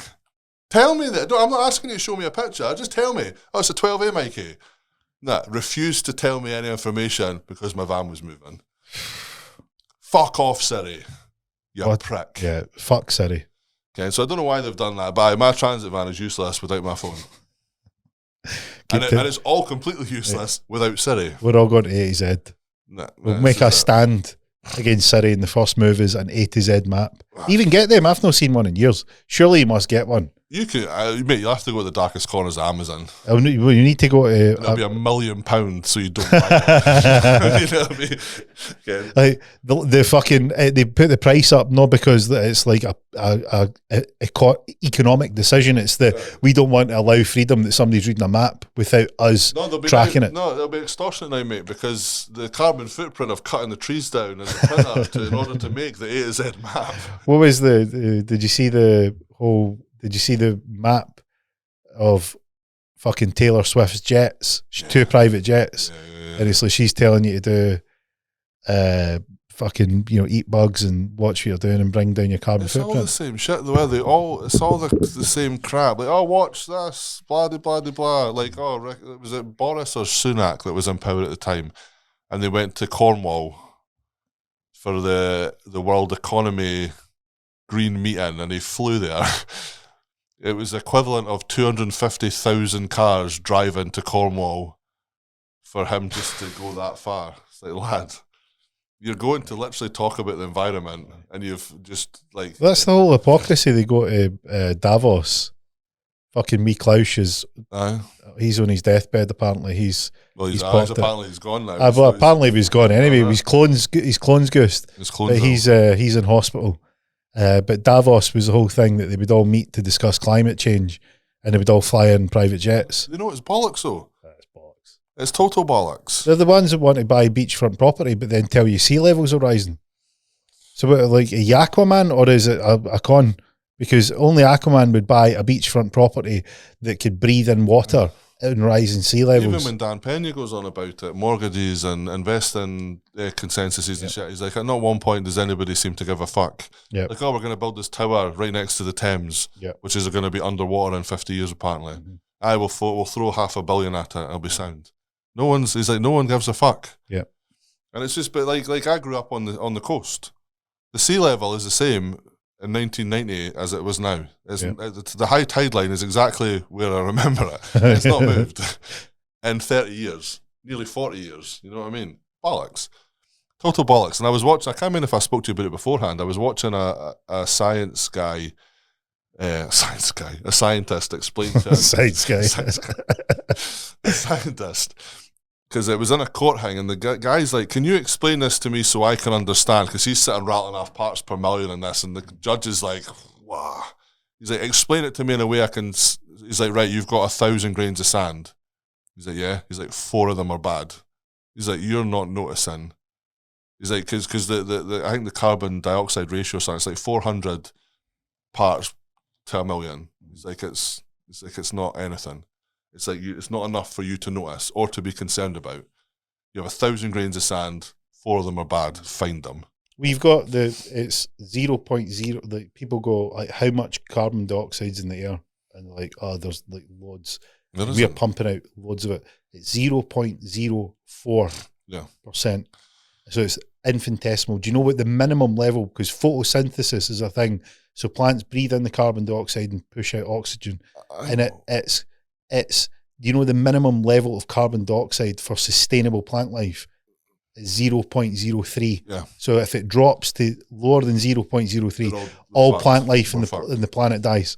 I was watching a hang. It was Jordan Peterson actually going on about the other day, because he doesn't understand why people aren't talking about the uptake in green on the planet.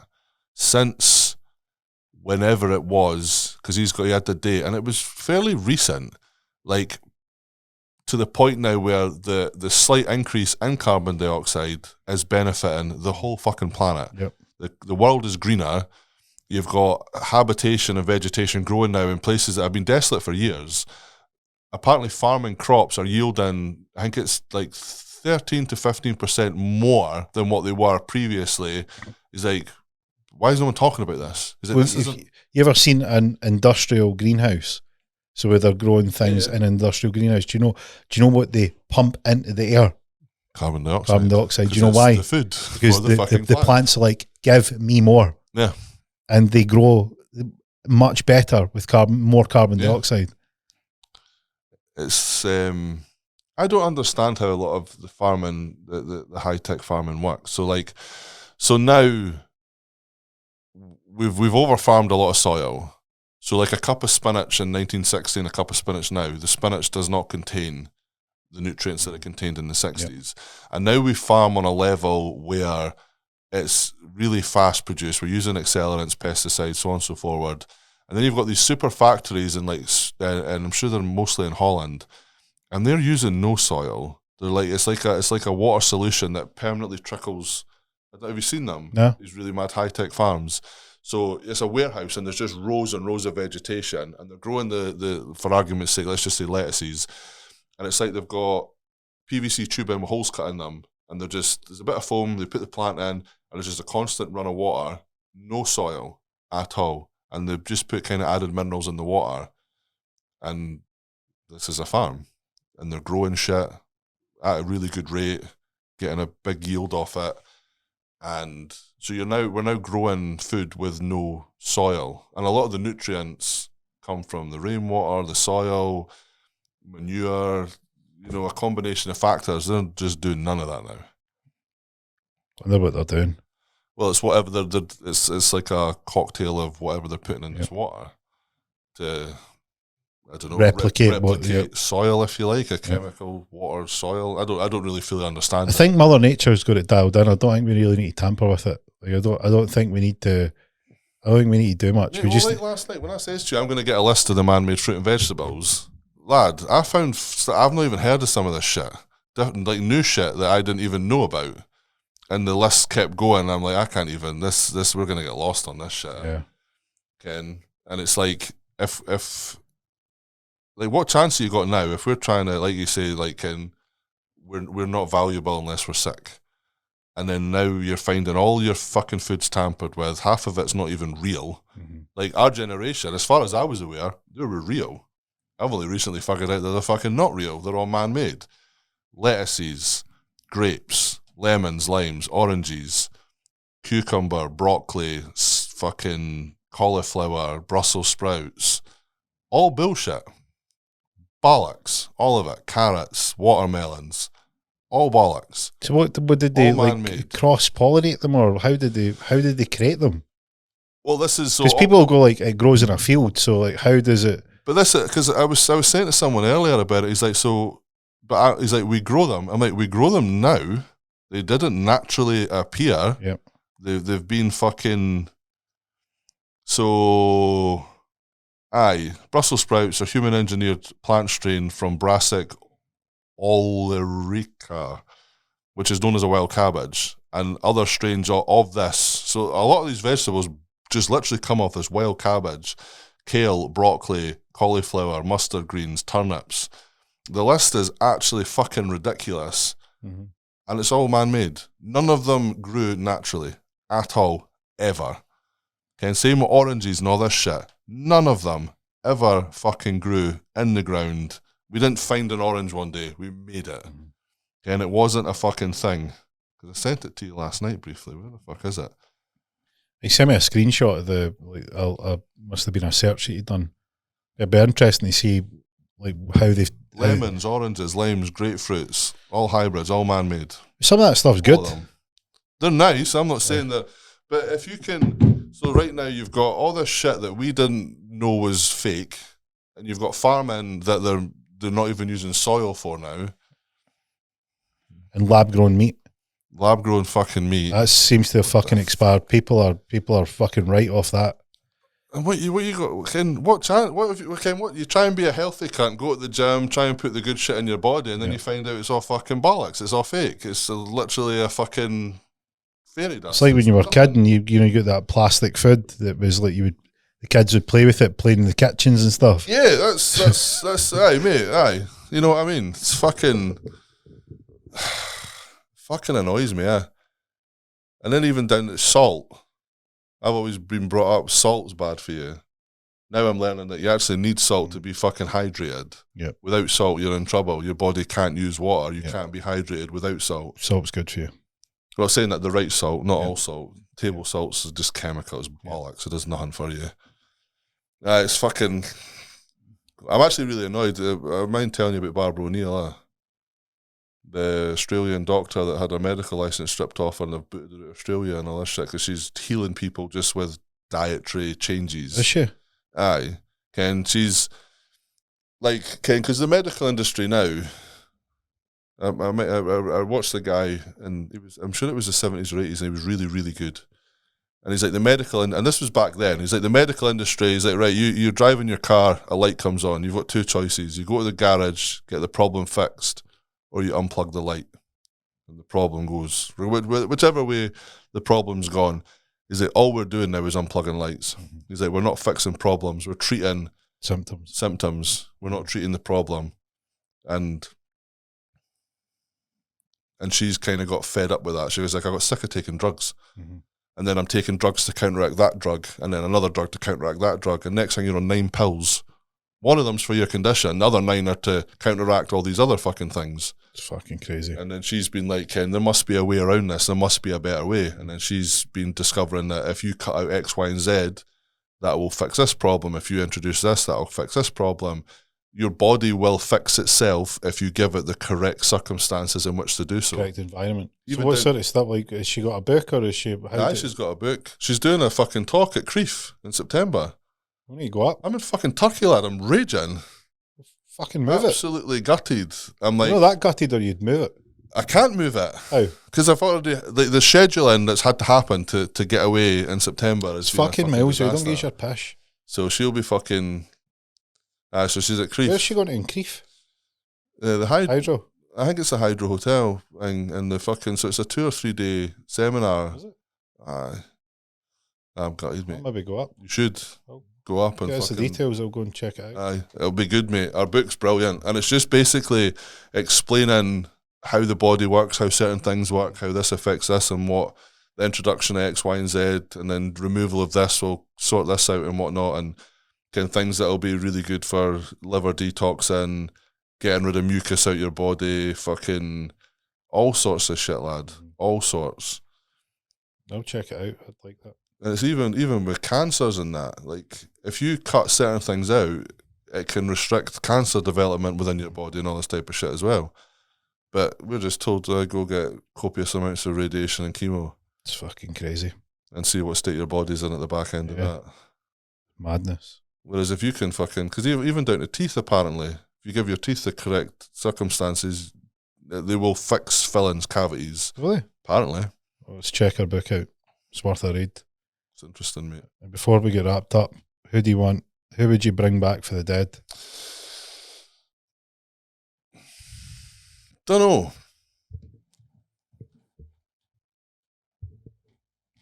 Don't know who'd be Shackleton. Shackleton. He'd be a good fucking conversation. Good call. He would be good. He would be good. He would be good. Big Ernest. Ernest would be good. Because he was just... Nails.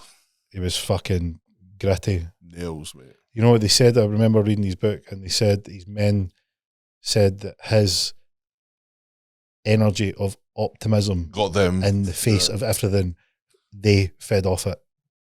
He was the guy that you wanted when it was all going wrong. He was the fucking... When it was going to fucking shit. It'll be all right, lads. Everybody says Shackleton was the guy. I mean, read his book, Endurance. I've listened. I'm listening to it. Holy, what the guy's done. I'll tell you about this. I'm not spoiled the end. No, we're good. They recounted the trip. I think it's over Elephant Island. Yeah. And they had like 50 feet of rope, no other equipment, and traversed this mountain range, and they can't believe how this was done. He says we've modern equipment, and it's messing with us how the guys got over. With the gear they had on too. For all intents And and purposes, they've been 2 years in Antarctica, like a starving, scurvy, crossing the fucking the open Southern Ocean in an open boat. Yeah, that's it. In an open boat, and then got there. It was a ship, you know what I mean, an old galleon. And it's like they've got here with literally battered by the elements. Underwater, well preserved, really well, like preserved. Fucking. Like, really well preserved. It's complete pretty much for the most part. It is. It's pristine. Ken, I only seen it literally about 2-3 days ago. I seen the footage on it. I'm like, holy fuck. It's good. Because some guy, actually, off the back of Hancock's chat, when they're going on about, well, could shit be, you know, could it disintegrate underwater at times? He's like, because you're thinking that it would be, you think it would rot? Biological material would rot. It's when he brought that up, I was like, I'm going to check that out. And I'm like, that is basically, it looks almost like you could just put it back on the top again and be like, look, that's ready to go. Yeah. And then you had that, you seen the Viking ship? It looks like a bad Pirates of the Caribbean ship. This thing is complete. And that got pulled up from the bottom of somewhere. And I think it's like one of the best sort of preserved fucking galleon-ness from back in the day. And it looks like something kind of like the Goonies ship. Right. That's what, honestly, it looks like One-Eyed Willie's fucking ship. Proper old school pirate ship looking hang out, and the thing's complete to fuck. And that's sat under the fucking couple of 1,000 years or whatever. That's cool. That's mint. That's cool as fuck, lad. Really cool. Really, really cool. Well, next time we're on, we'll discuss what's in the water. Is it drinking water? No. What's in the oceans? Because they're talking about we know less about the oceans than we do about space. Yeah. And we don't seem to go looking down. There's apparently lots and lots of activity in the oceans that they don't want to discuss. Yeah. Things moving at 500 knots tracked on sonar. That is 500 knots. They're like, we don't have anything that can move through the water that quick or anywhere near that. You told me about this at one. So we'll go into that rabbit hole next time. That's interesting. And Shackleton, that was a masterstroke right at the top drawer. That would be cool. It would be a good chat. Been a pleasure having you on. Always, mate. Good, mate. Until next time. So I hope you enjoyed this week's episode of Conversations with an Investor. We went all round the doors. Mainstream, Hollywood, what's Cat Williams discussing. He didn't take the dodgy deal. Anti-woke Hollywood sounds like a good idea. And bringing Shackleton back for the dead. What a way to finish off. Follow us on all our social media channels. Remember, if you want to see these pictures that we discussed, put in Big Guy, Big Stones in the comments, and we'll get them posted up. And from us this week, that's a wrap.